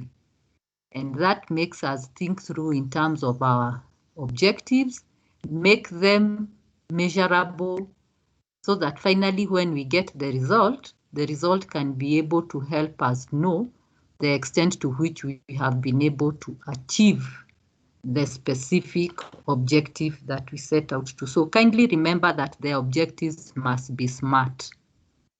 I know others tell me they must be smarter, but at least let's make them measurable and in a way that they are realistic, they are time-bound, and we'll be able to see that they are certain, and we'll be able to see how to make them now measurable. So one of the things we say, for a statement to be actionable, it has to have a verb, and a verb is a doing word. So doing words are many. This will indicate the type of learning activity that will take place. So if you want to develop, that is a verb, because this verb helps to indicate the behavior that can be observed and behavior that can be measured. So for example, we can use verbs like develop. You can develop a business plan. You can analyze a case study. You can compile a budget. You can formulate training needs. You can build a wall, and so on and so forth. So the words develop, analyze, compile, formulate, and build are verbs that we use when we are identifying an objective. And we are saying these verbs indicate behavior. When we say that you need to develop, we need to see that, to observe you develop, or see a business plan developed. If we are saying that in this objective is about analysis, we must see a level of analyzing. If we are saying that we want to compile, we must be able to measure and observe the compilation or the formulation or the building of that wall, for example. So we are saying that for us to have an objective, one of the things it must have a verb. And in our case, you have seen that now the verb cannot stand alone. It requires an outcome. And the outcome is the noun. And in our case, you have seen the nouns were the business plans, the case study, the budget, the wall, the training needs or development needs, and these come together. So the verb is describing a noun, and therefore we are saying, what is it that you want to do? We want to develop a business plan. We want to analyze a case study. We want to compile a budget. We want to build a wall. So kindly note that one of the things your objective should have is a verb, is a noun, and then the last thing it needs is to have a qualifier. The qualifier indicates the scope, the standard, or the method with which something is going to be done. Now, for example, we are saying we will compile a workshop. So the workshop is for a small business of 50 employees who, according to the requirements of the ministry, is in tandem with the skills development strategy. So what we are saying, we put a training objective. It is not as wordy as I am put this example, but this example is just to draw to your attention that whatever outline we are drawing is for a workshop for small business owners of 50 employees, those who have 50 employees and below, because we need to compile a draft for the ministry in accordance to the requirements under skills development strategy. So we'll be able to see that our objectives will be saying more of compile a draft outline. So we'll be quantifying what the noun is about. So if it is the draft, it's an outline for a workshop or so on and so forth. So the first thing you need to identify is we need to have a verb, a noun, and a qualifier. Now, we said that what the training objective does is to help us to identify whether we want to impart knowledge, skills, or attitudes. What we have found out, we are very good at imparting knowledge. Our objectives are very good at describing the level to which we acquire knowledge. We are also very good in terms of putting content that is knowledge related. Now, what that therefore tells us is that it now touches on the three types of domains we have for learning. We have the cognitive that deals with the mind. So this is more of mental, knowing, recalling, explaining, because we can be able to know. The second one, it's about once we know, the knowledge that we know now changes the way our disposition or our perceptions are influenced. So the second type of learning domain is called the affective. This one describes the attitudes, the feelings, and dispositions that learners are expected to develop. For example, because of attending a training, if we were ensuring that we are now imparting knowledge to the level that now you can go and apply, we want that level of application to influence our attitudes and our perceptions about a certain aspect, maybe in terms of not being effective communicators. So one of the things that helps us now is to do when we are designing our training is to move the learners from knowledge to a change of attitude through the utilization of that knowledge. And that's what we now talk about, the attitudes. And I say the challenge about affective domain, it is personal, and usually our attitudes or feelings are usually subjective.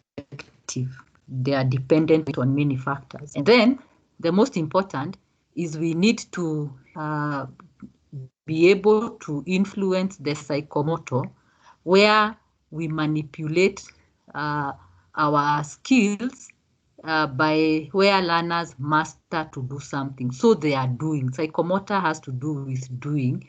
Now that I have attended your program, to what extent have I been able to acquire knowledge that has influenced the skills have influenced my perceptions or my feelings to the level that now I am mastering the skill that you have now given me to be able to now apply. So the psychomotor is more of application, and you find that now one of the things that our training pushes us to is towards pushing our learners not only to know, beyond explanation, beyond recalling, beyond understanding, to the level where they can now apply.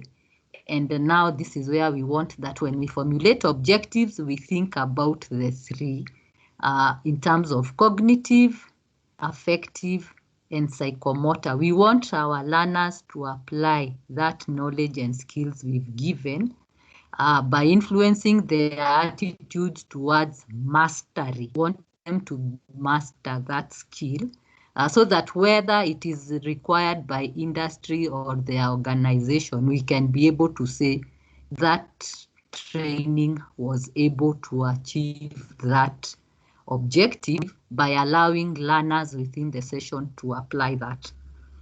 So let's move towards the cognitive domain. One of the things you need to remember as we talk about these three domains, we tend to talk about these three domains using the theory by a man called Bloom's, who initiated this theory in 1956 to around the early 60s. And he's the one who came with these three domains. And he says that one of the things learning has to ensure that it achieves is to improve knowledge at the cognitive level, where we allow learners to be able to identify or be equipped with intellectual skills. And intellectual skills, you note that it's more of thinking, or what sometimes we say is critical thinking. It's about remembering information. So it's about knowledge. It's about comprehension. Have we understood the meaning to the level that now you have understood the meaning? Can you apply that information within an experience or a real life event? And can you be able to break down that information and explain it to somebody or analyze it further? Because this, if you do, it becomes easier for us then to ask ourselves, now that you have broken it, can you be able to now build it or synthesize it to a level you produce a new whole? So we'll be able to find that we have a set of verbs that is able to identify how do we ensure that we are able to influence the cognitive part of learning for any learner, from the point that now once they remember or they recall, how have we ensured that they have comprehended the meaning of that information?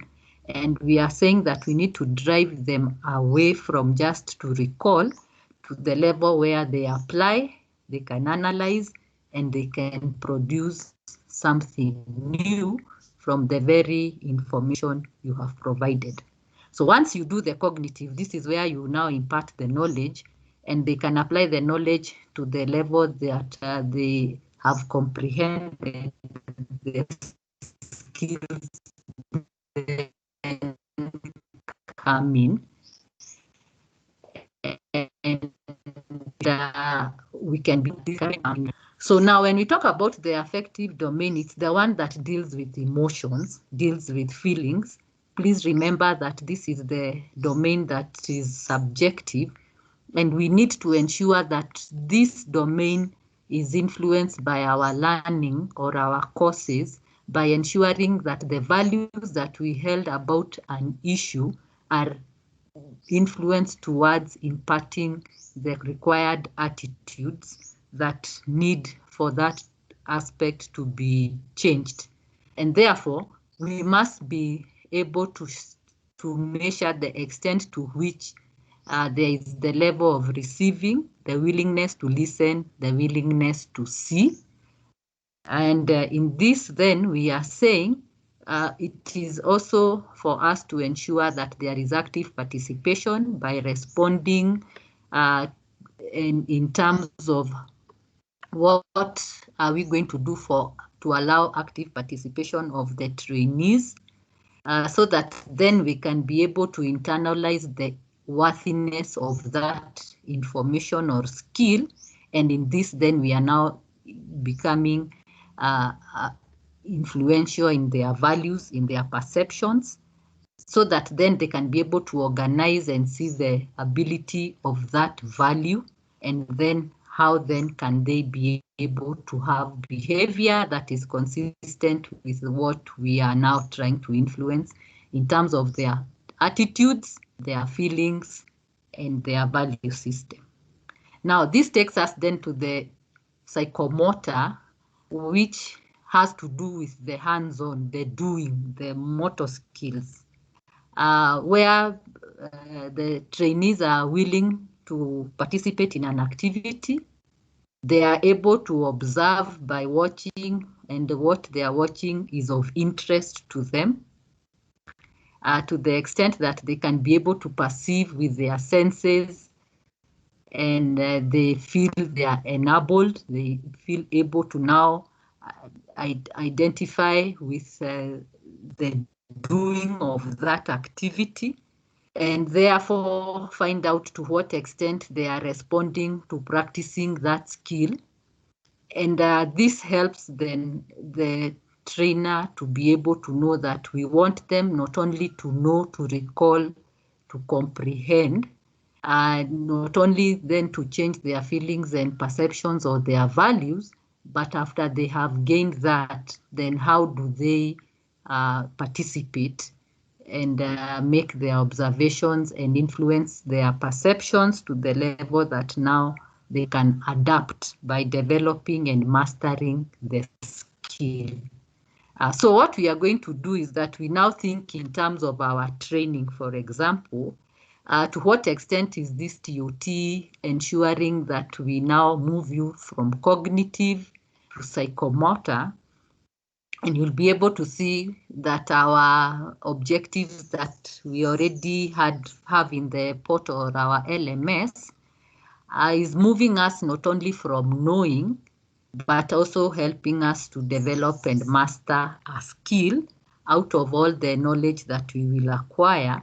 And at this level, it allows us then to be adaptive. So these are the TOT learning objectives. One, our objective we have is to describe adult learning principles. The second one is to explain the training cycle process, the one we call the systematic training approach. Third is to design training programs. Fourth is to apply the various training methods. And 5 is to evaluate various program evaluation. Now, if I may ask, the first objective, which domain is it addressing? Is it cognitive? Is it affective? Is it psychomotor? It is cognitive. Yes, to describe is cognitive. That's right. And the second one, to explain?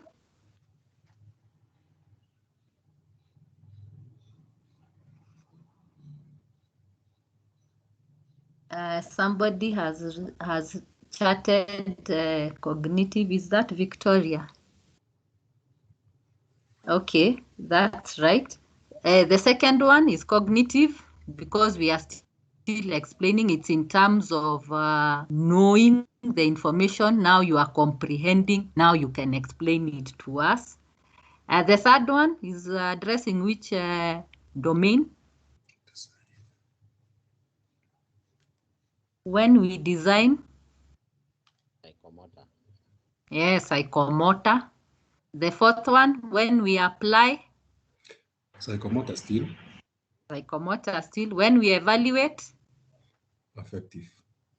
It can be effective, I agree. And some of them also cut across the three, because it's from the knowledge you have that now you apply, and hoping that as you apply, we have now changed your perceptions on the very same.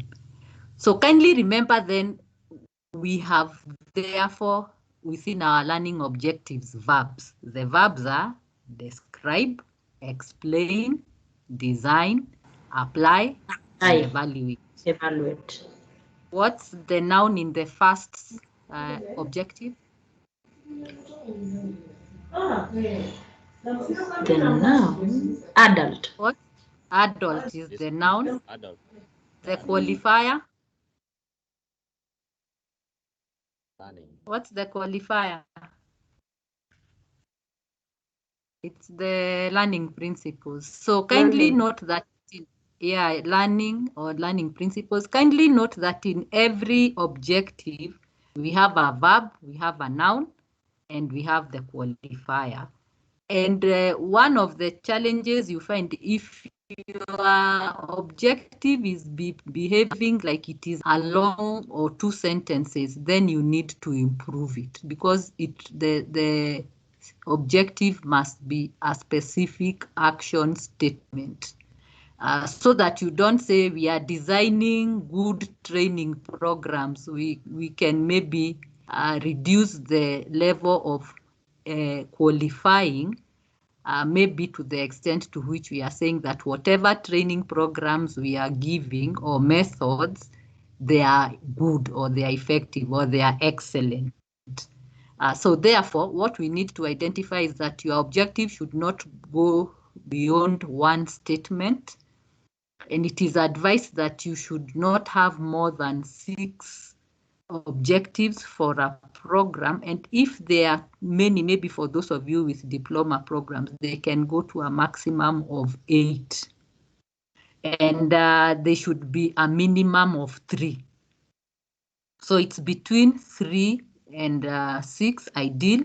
In cases where we have diploma, then they go to 8, because I know in our organization we have a postgraduate diploma, and the objectives may spill till 8. So we need to identify then that the minimum we require are 3, the maximum we require are 8. And don't describe, sometimes people say one learning objective, they want us to describe the role and principles of adult learning. Don't put two objectives in one statement. Let each one of them be alone, stand alone, because then I might decide to describe the role and ignore the principles of adult learning.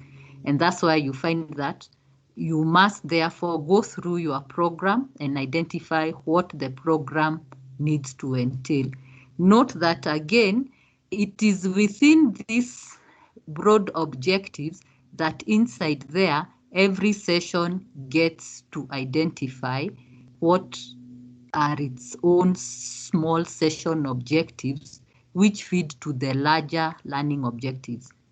So that by the time I am now undertaking the session on adult learning, there are certain session objectives I have that help me be able to know that I have achieved the content areas and I have achieved those objectives.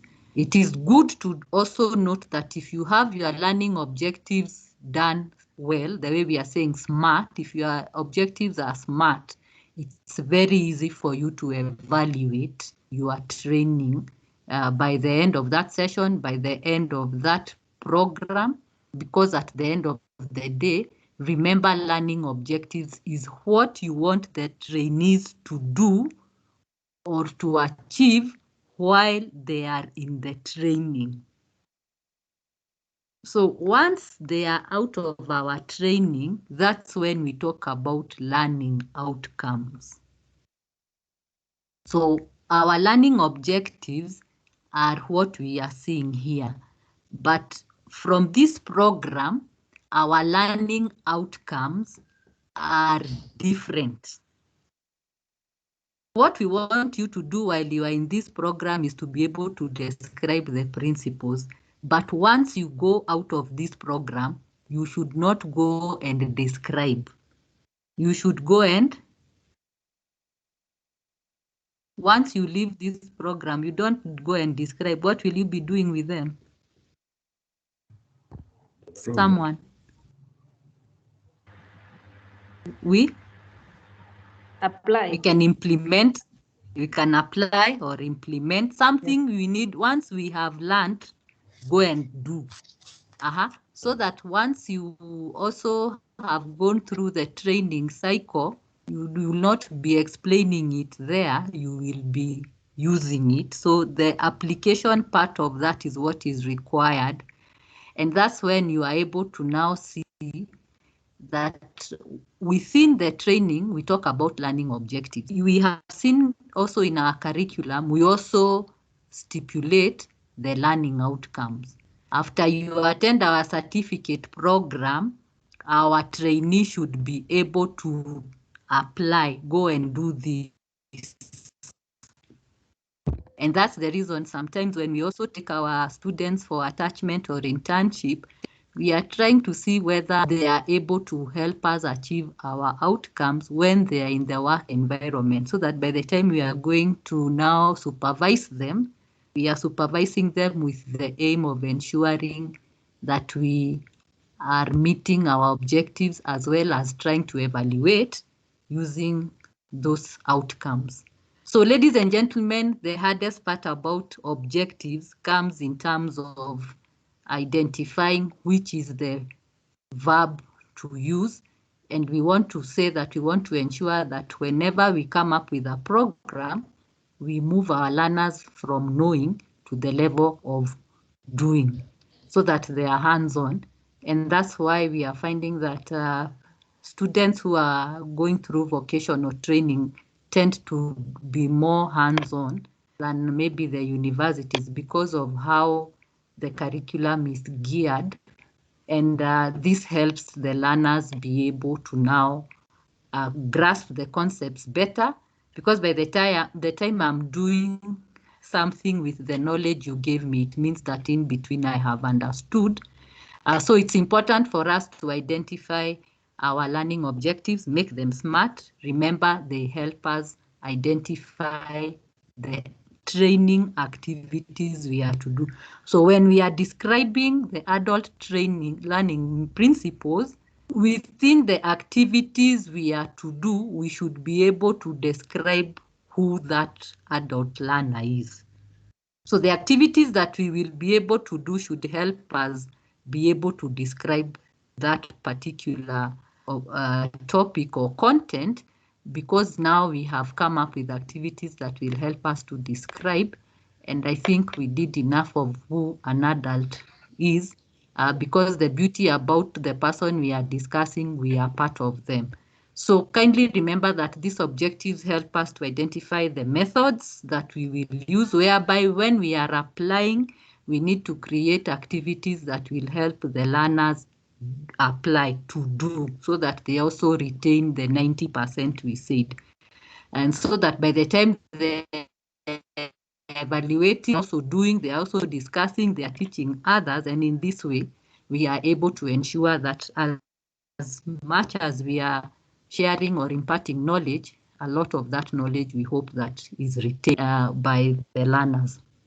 So this is what now I identified as the outcomes of TOT. One, is that once you are done with this program and now you are back to your workstation and you are applying the skills you have acquired from this TOT, one of the things you should be able to do is to conduct systematic training.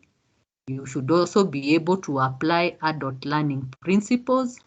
You should be able to design training programs. You should be able to implement diverse training methods. And then you should also be able to manage training programs from the analysis to the evaluation.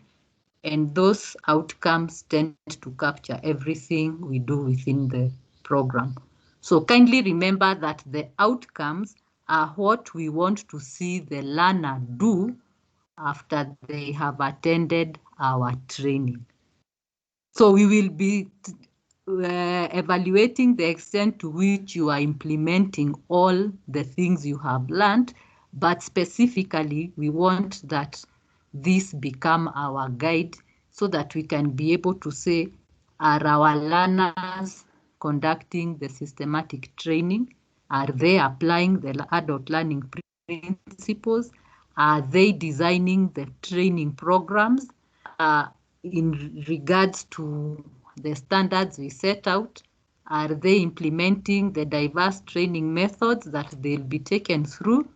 And are they managing the training programs? Because tomorrow you'll be doing more of the management aspects where you are taken through the administration, the budgeting. There is also next week we will build up on the management in terms of evaluation, transfer of learning, and also how do you manage the training function, because training itself is a wide docket. So this is what guides us. I know you are wondering, where will I get these verbs? Conduct, apply, design, implement, manage. We tend to use a taxonomy. I talked about the man who introduced this taxonomy, who is called Bloom. And Bloom's taxonomy talks about us taking trainees from the lowest tier of remembering to the highest tier of creating. Remember, when we talked about the 3 domains, we said that the first domain of cognitive is to remember. So we want the trainees to remember, to recall facts and basic concepts. So we'll ask them to define, we can ask them to duplicate, to list, to memorize, to repeat, and to state.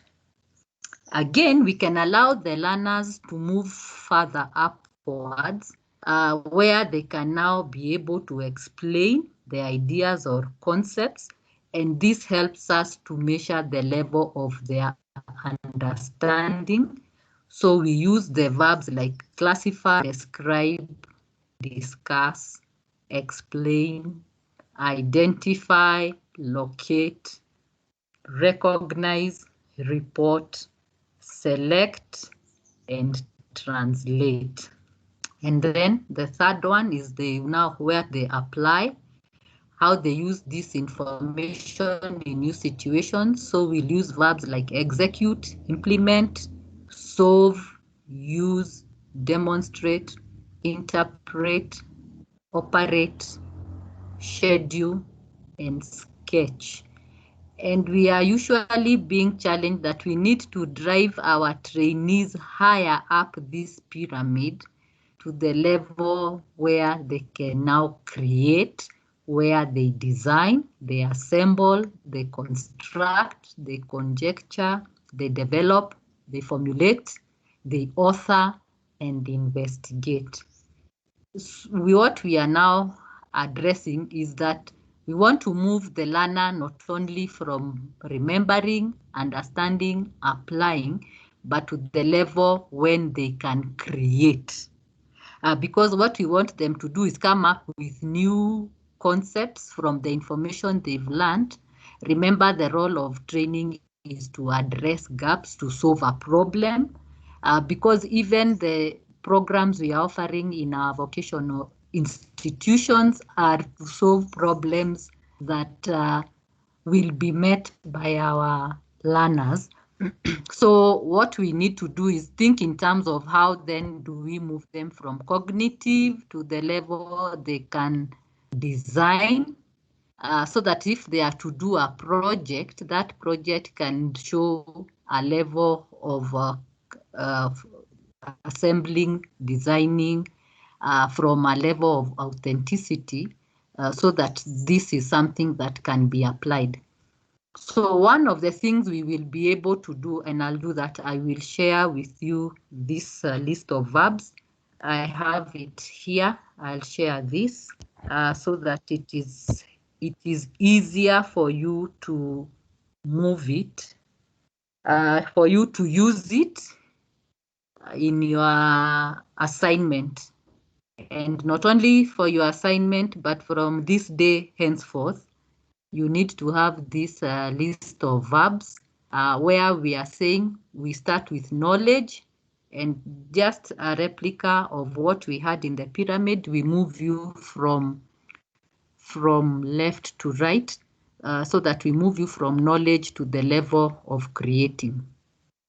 So don't worry about all this. I will share the Bloom's taxonomy because you need it so that you can be able to develop your verbs and be able to see the levels to which you are influencing the 3 domains. Now let's look through a case study I have here. For those of you who attempted yesterday's discussion forum, you met this county called County of Maendeleo, or Maendeleo County. So the County of Maendeleo has been experiencing food insecurity. The majority of the youth in this county are unemployed, and their attitude towards farming is negative. They find it demeaning because they refer themselves as digital natives. So what is required of us is to design a training program.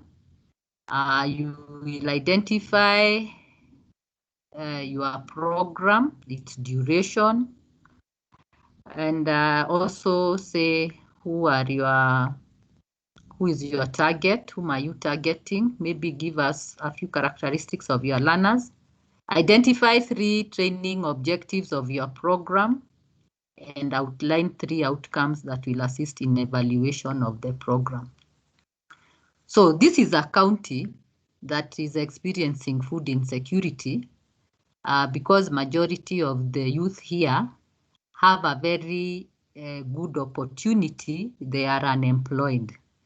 However, the thing that's not helping them is their attitude towards farming is negative, and they find it demeaning for them to engage in farming because to them they are the young generation who refer to themselves as the digital natives. So in this assignment, we must come up with a training program. Then we need to identify 3 objectives for the program, and then we need to outline 3 outcomes that will assist in the evaluation. So for this, we need to, let me give you 1 minute of reflection, and then I'll ask for your feedback. Reflect and think in terms of a training program. What should your training, what are the training programs we can come up with from here? 1 minute I'm giving now for reflection. You need a big one. I can see you are an artist.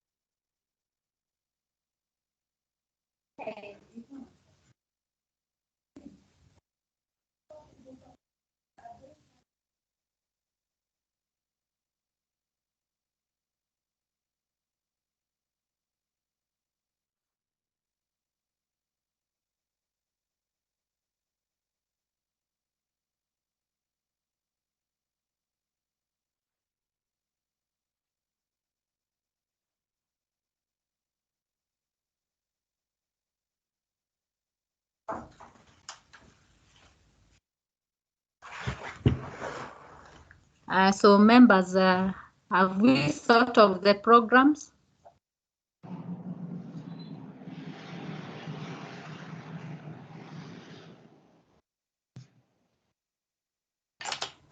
Any input? Give me your suggestion. Anyone?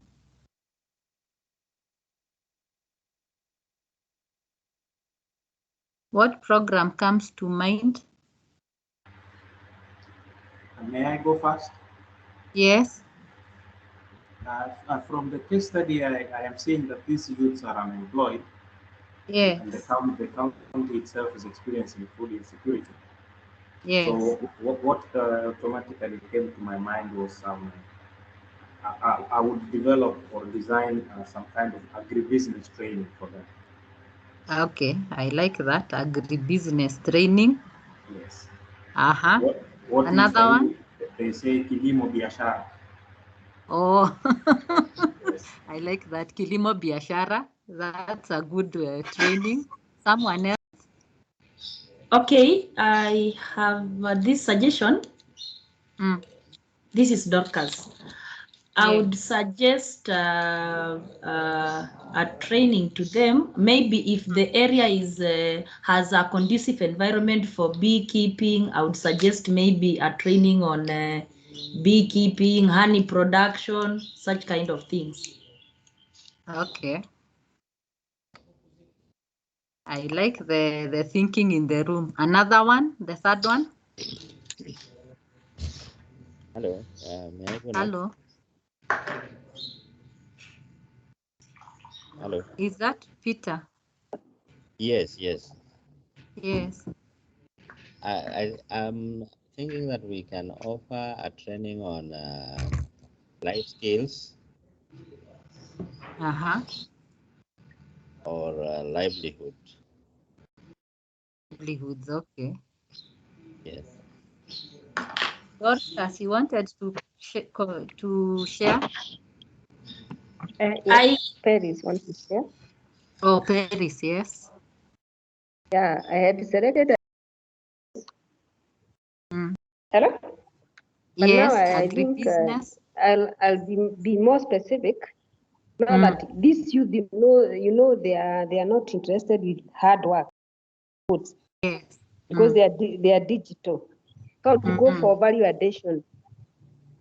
Okay. Yeah. Dorcas, are you sharing? Or Yusuf, your mic is on. Yeah, probably because generally the attitude towards farming is negative. Probably we will start by mounting a program where that is targeting at turning around the attitude from negative to positive. Probably so what's the training program is? maybe train on the importance or the benefits of farm work or farming. Okay. Yeah. We can call it digital farming because they are digital natives. Yes. So, team, in a short while, we'll break into our breakaway rooms. You know, the way you found yourself on Monday in a certain small forum, so that now you are on what your training program is. You will be selected randomly to get into those forums. Kindly ensure that you participate. We give you 15 minutes so that you think through the training objectives, your target, and your duration. We can leave the second part. If you have time, then you can finish it. So in the next short while, we will break you. You will find yourself in smaller teams. Please ensure members you participate, don't disappear. Don't wonder where are you. You are in a smaller class where you now discuss the group task. After 15 minutes, then we will meet. I will be eavesdropping in every team, in every breakaway room. So we'll break into two, and kindly these good ideas, carry them into the room. So don't take off. You are still in class. So once you find yourself in a smaller forum, don't wonder what happened. I liked on Monday, I found myself with a team who were asking for my input. I had no idea. So I hope that you carry on with the discussions. Then we can agree. We don't have to do all of this, but I like the feedback I'm getting. Agribusiness, value addition, beekeeping, if it is somewhere where people have bees. There is the life skills. Then there is the one we want to change the attitude towards farming. So we will look for interesting titles for our program. Kindly remember they are digital. So they want to attend serious programs with good names. So we will meet in these teams, but meanwhile, think through the assignment. It will still be here, but we want to come up with a training and identify the objectives.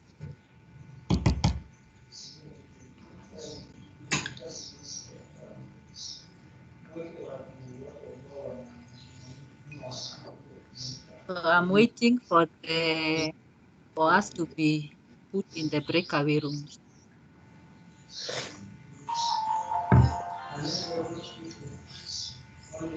Hello?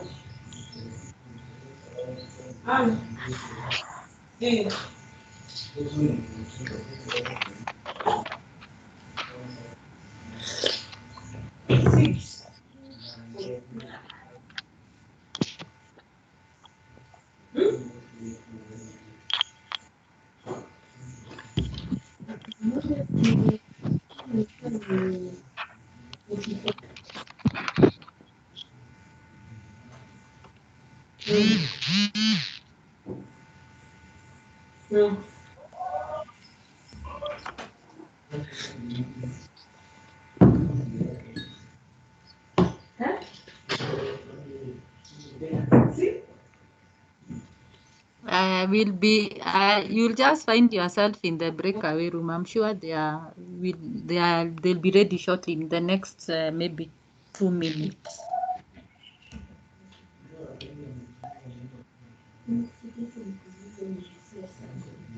Somebody has chatted on the forum. I'm answering to that question.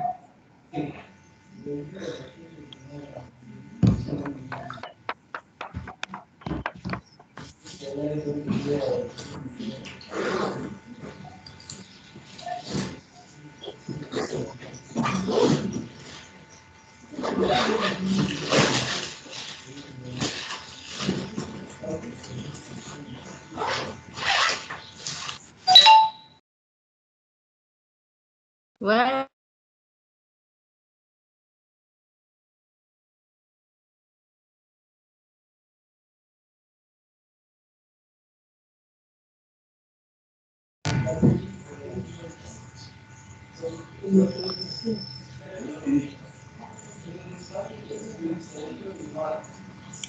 Hello?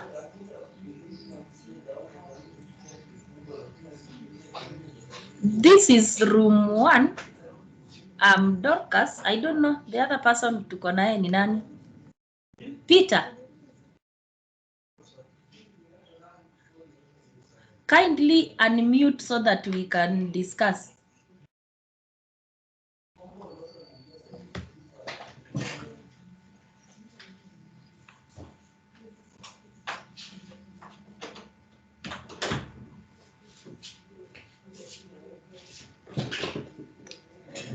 Hello?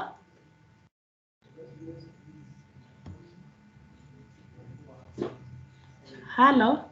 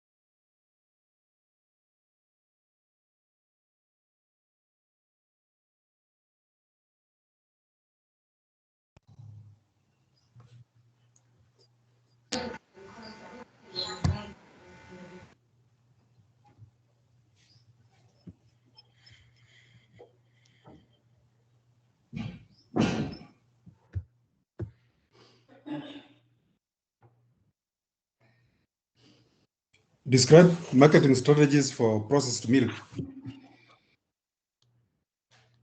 products.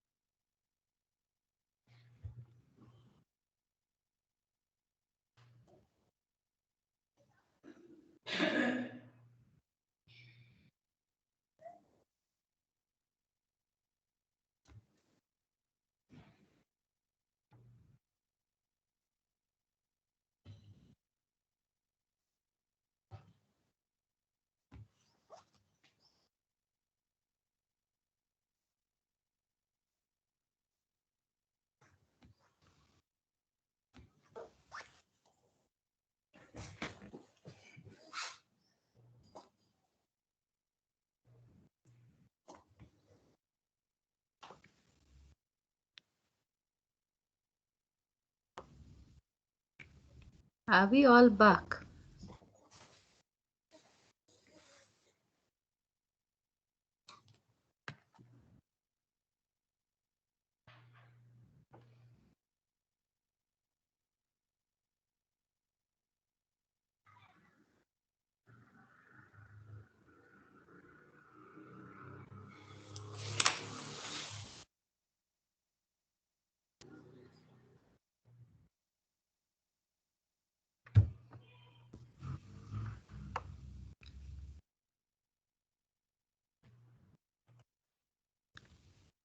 Are both teams in the original forum now?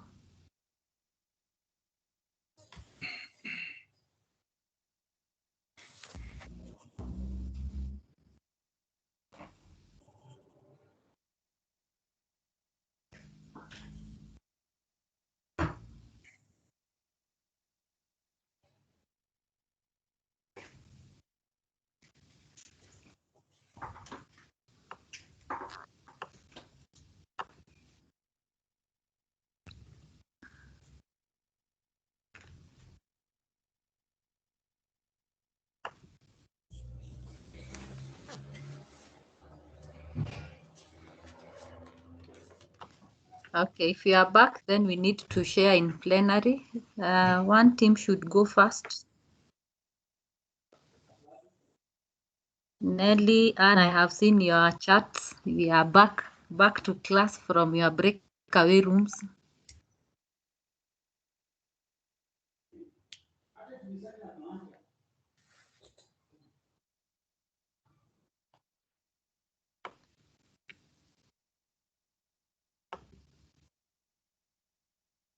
So one team can go first.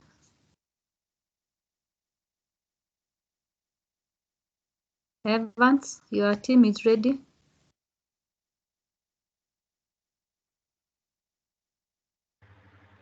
Yeah, my team was very ready. We had actually reached the outcomes. I'm hoping the lady who was taking, I forget her name, but she was taking notes. I'm present. I was there. Can you?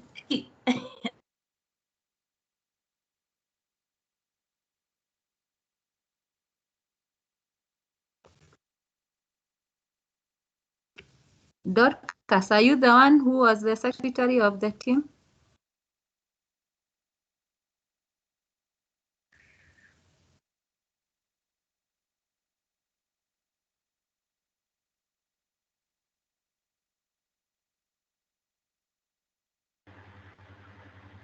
Dorcas?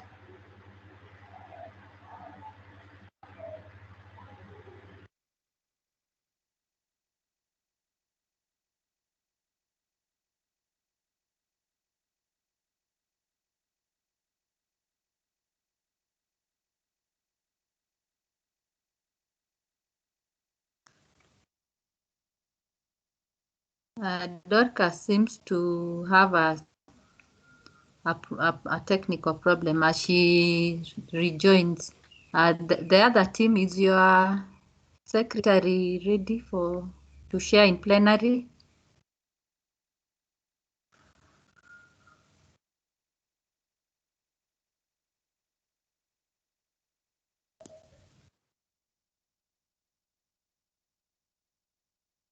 Madam Wainaina, which team were you in?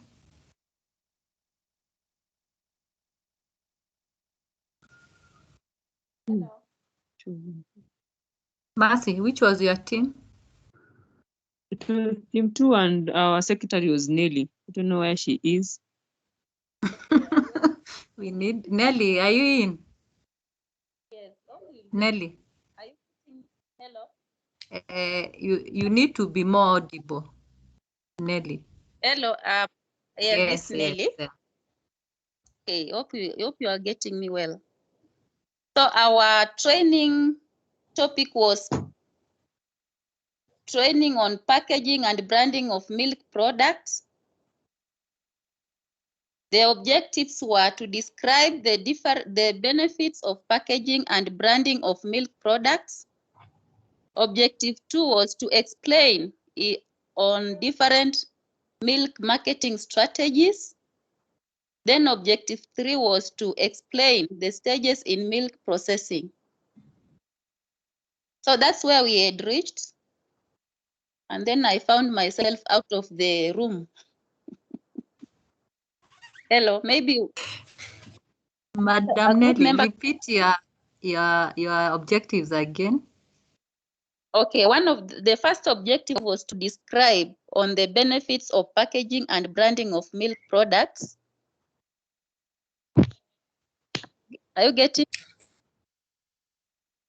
Yes. The second objective was to explain on different marketing strategies. Okay.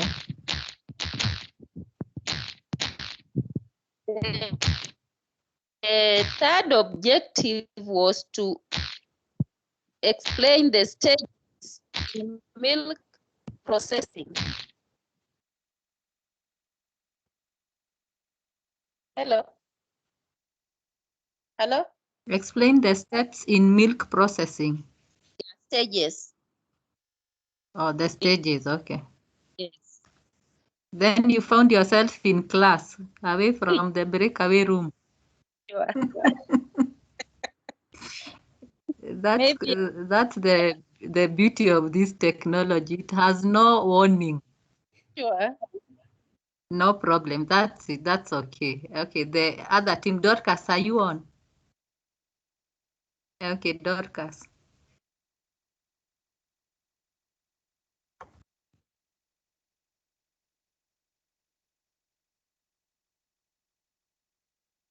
Dorcas seems to be on hold. Maybe I can just, because I remember what it is we had discussed, maybe I can, maybe not word for word, but I know the concept. My group members will confirm if I am out of line. Oh, okay. Yes. So our training program was, we had agreed that we would develop an agribusiness training program. Agribusiness training program. And our objectives, the first objective was to educate the youth on the importance of agribusiness. Educate the youth on the importance of agribusiness. I think Anne was a member. I don't know if that is okay. The second one was to impart practical skills or practical agribusiness skills to the trainees. To impart practical agribusiness skills to the trainees. And the third objective was to describe the role of technology in agribusiness.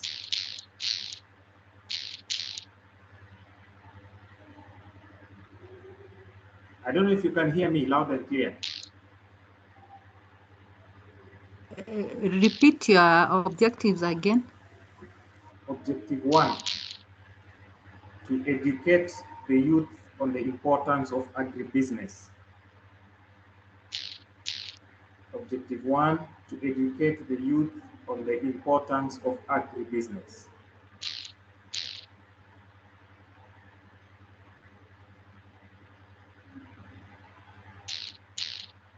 The second one, Madam Jacqueline, are you with me? Yes, I am. I'm waiting. Okay. Second one, to impart practical agribusiness skills to the trainees. To impart practical agribusiness skills to the trainees. And the third one, to describe the role of technology in agribusiness.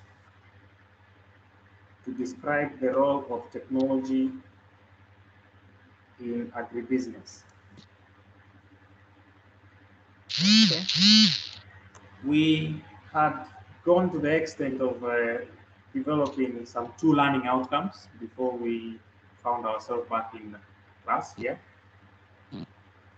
So the first learning outcome we had discussed was that after this training, the trainees should be able to develop an agribusiness plan. The trainees should be able to develop an agribusiness plan.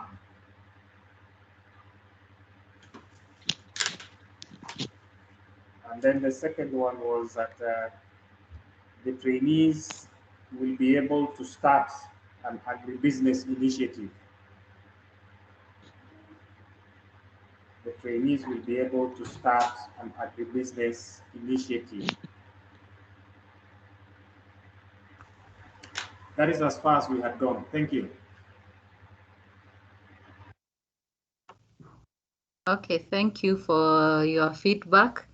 What I like about the breakaway rooms, you find yourself in the room, and if you don't move fast, you find yourself back in class. We are learning that you can break away and be recalled without your permission.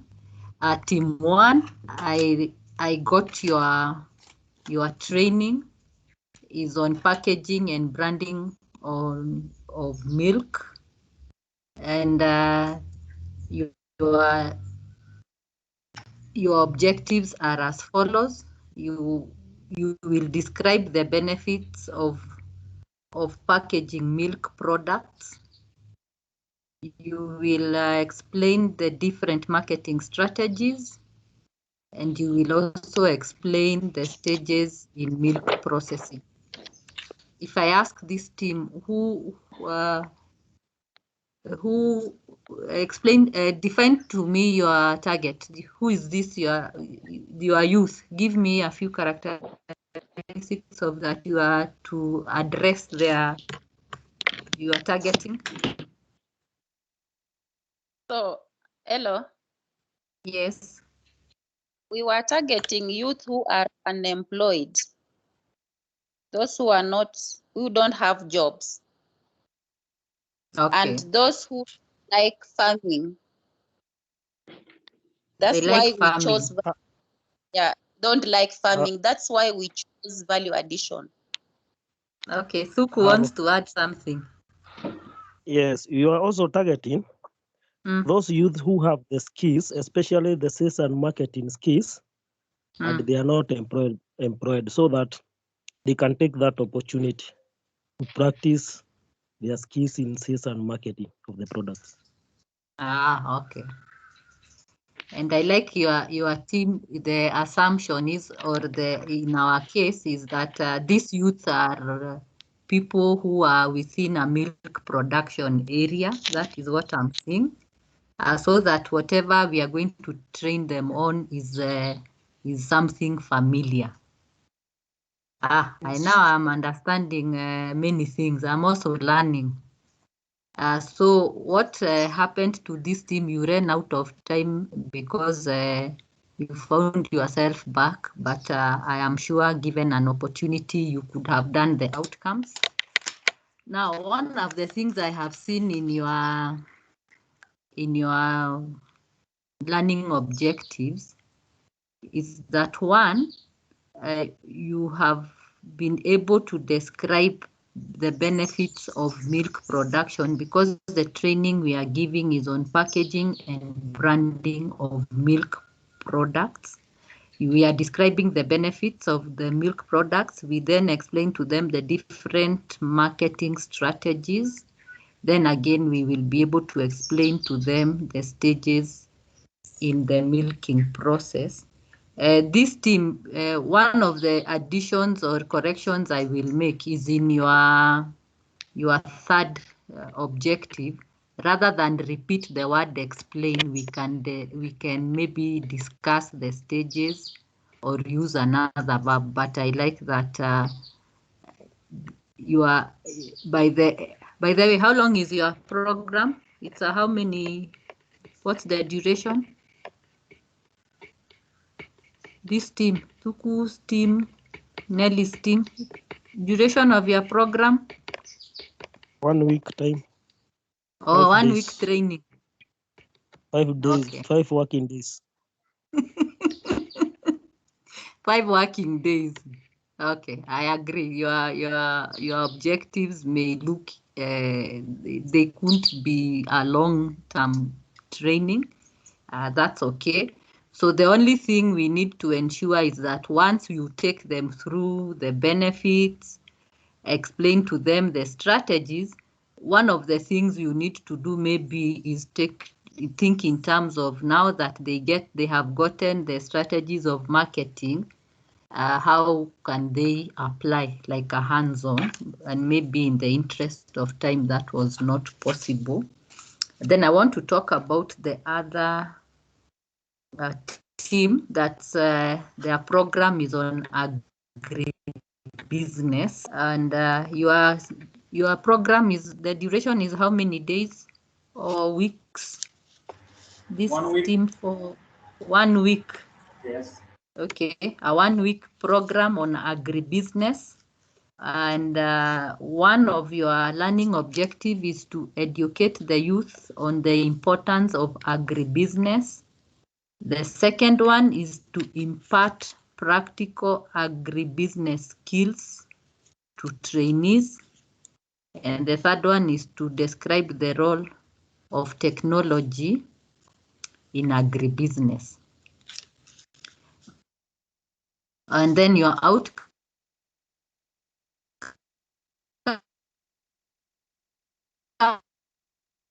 were business plan, and 2, we stated that the second outcome is to start a business. Who are you targeting in this program?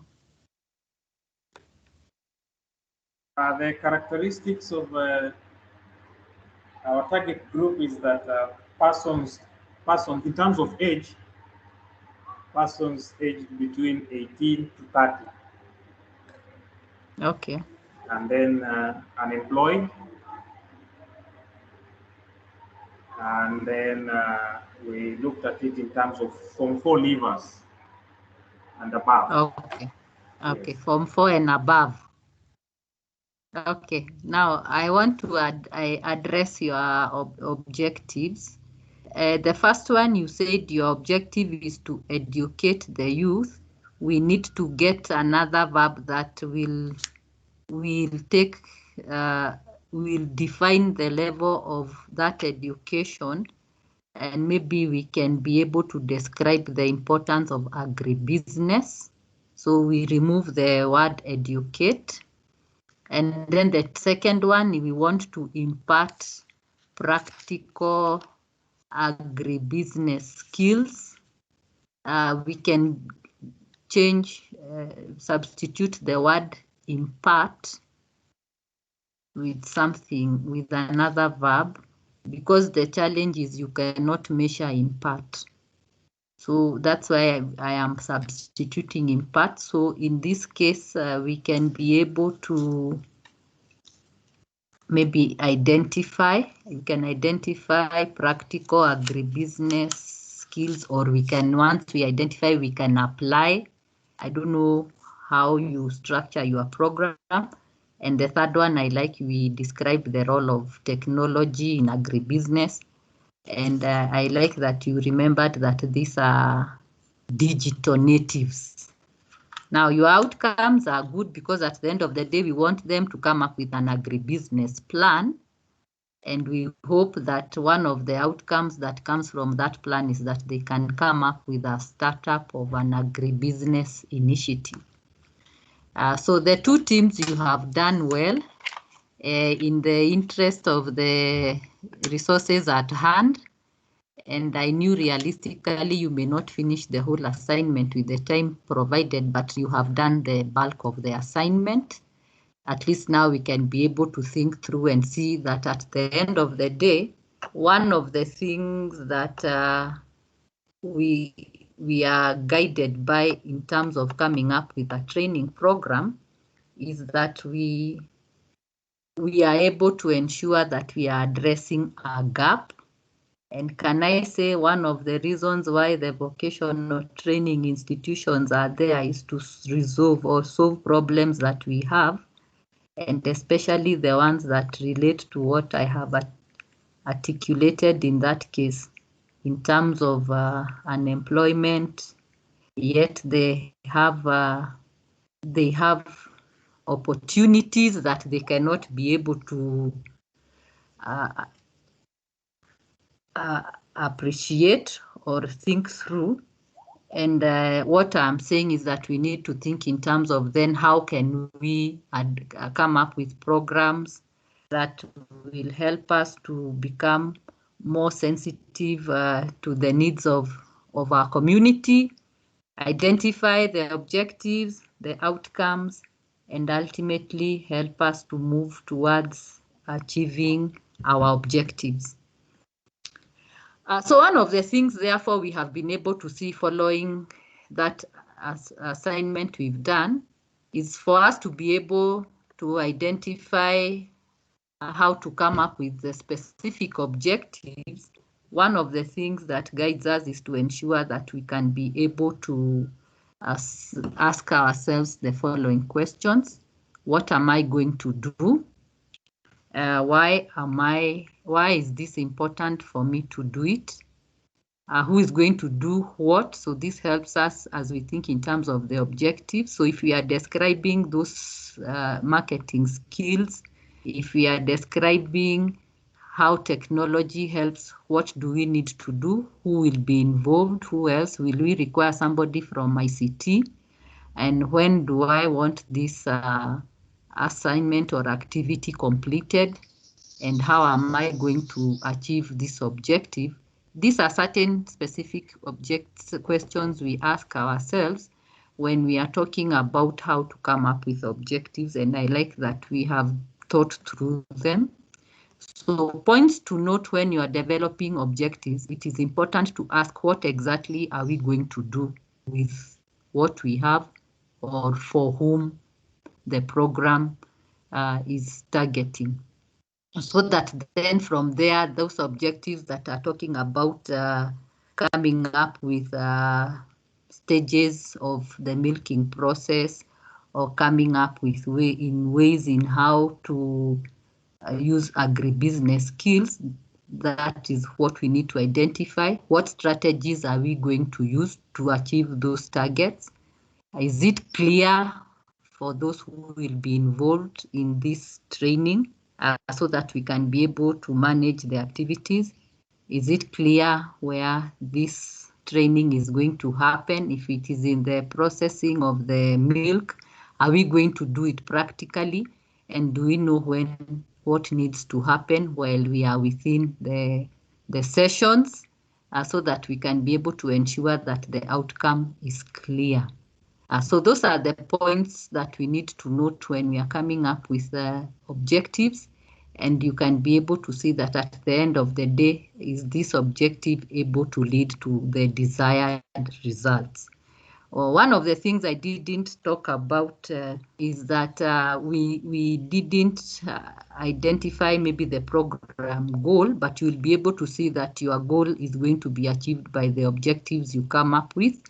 Then think about the trainee to the extent to which once they leave the training, what do we want them to go and do? That way we are able to evaluate whether our content, our program is able to address that need.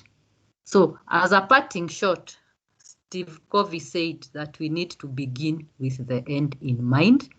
And in the end in mind is what we have been talking about, the outcomes, that if we want them to develop those marketing strategies to be able to sell the milk products or package the milk, then we now work backwards and identify then what should we be able to think through in terms of our objectives, the content, the resources, the environment.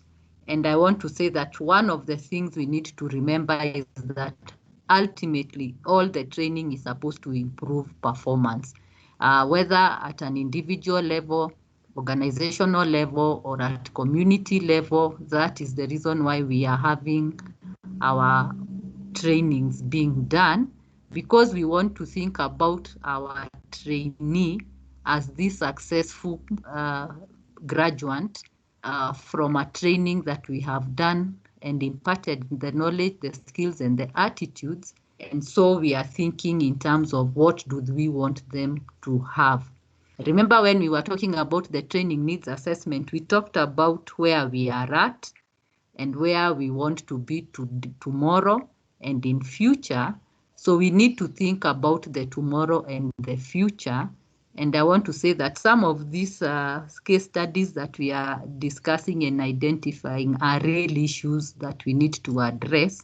And we are increasingly seeing that we are having less youth engaging in the farming, and sometimes they are unemployed because the attitudes are the ones that we are not addressing.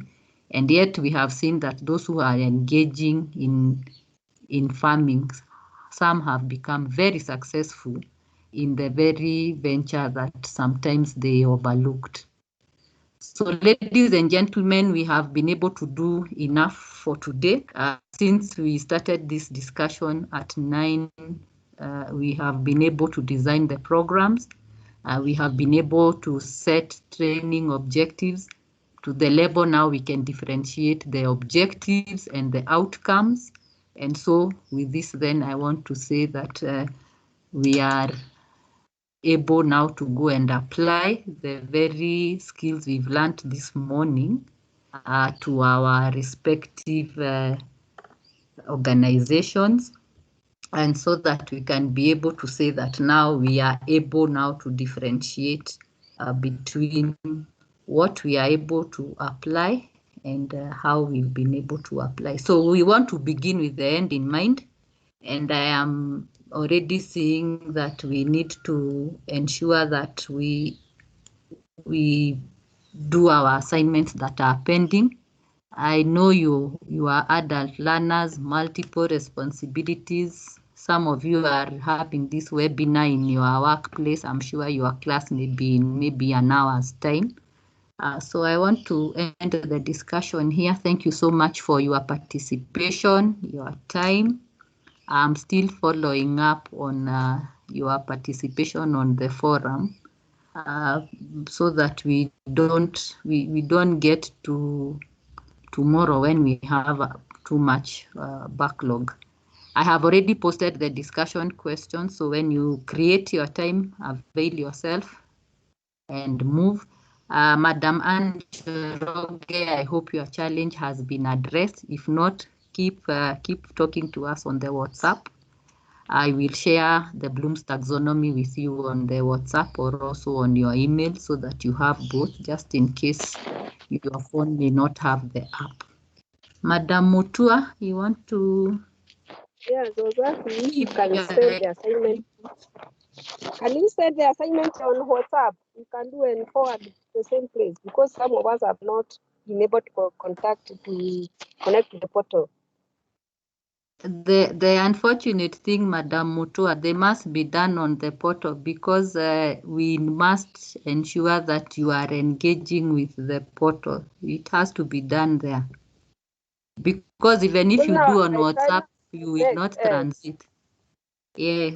So, Madam Mutua, once you are available, we talk outside this forum. We talk outside the forum, don't worry. Then we see where your challenges are.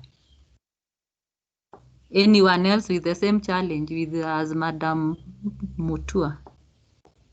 Yes. Somebody else? Also, I have accessing the portal. Oh, Duku, you have the same challenge. Okay, let me note. Yeah, I have the same. I have not seen the questions. I have been in the portal. I registered the form Okay. there. Yeah. We talk outside this forum. Sawa, the two of them. I think if you are among them, then I need to know so that we address it. Yeah. Mr. Ongeri, you are part of the team. Mr. Ongeri. Yeah, I still have the same problem. I can't trace the Okay. Okay. Sawa. Those are called things we can resolve. And these are adults. They know what they want. So we talk outside this forum. Okay, if you have any issue, raise it on the WhatsApp platform. I liked Madam Joroge raised it 7 minutes to 9. I believe by 9 you had been resolved your issue. If not, we talk again. So besides the 3, I hope the others you are able to access the info.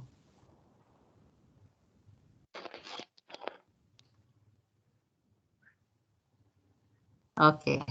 Silence therefore means we are either all in agreement or we will discuss outside the platform. So can I wish you a nice afternoon? Mr. Hello, Opio, madam. we know Hello, you madam. are. Yes, you Hello, want to say madam. Hello, something? you know, Yes, I'm sorry. I've President. been. I had internet connectivity issues, so I actually do not know what has transpired since the group discussions in the chat rooms. Oh, that reminds me. In the portal that we are logging in, every recording for the sessions we have had is there. So, Mr. President, you will get the recording there. Other members, if you have been, you need to listen again to the recordings. They are already up. They are uploaded immediately the class ends. So you will be able to access the recordings. They are on the portal as well. So, Mr. President and any other person who may have disconnected at some point, that's good to note. Thank you, madam. And again, I would wish to bring to your attention that on Friday, I'll be traveling, so I may not have the opportunity to attend any session. On Friday, then log into the Friday the 17th.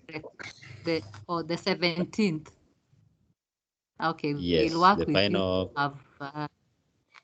Okay, then you'll be among the presenters of Thursday. Thank you.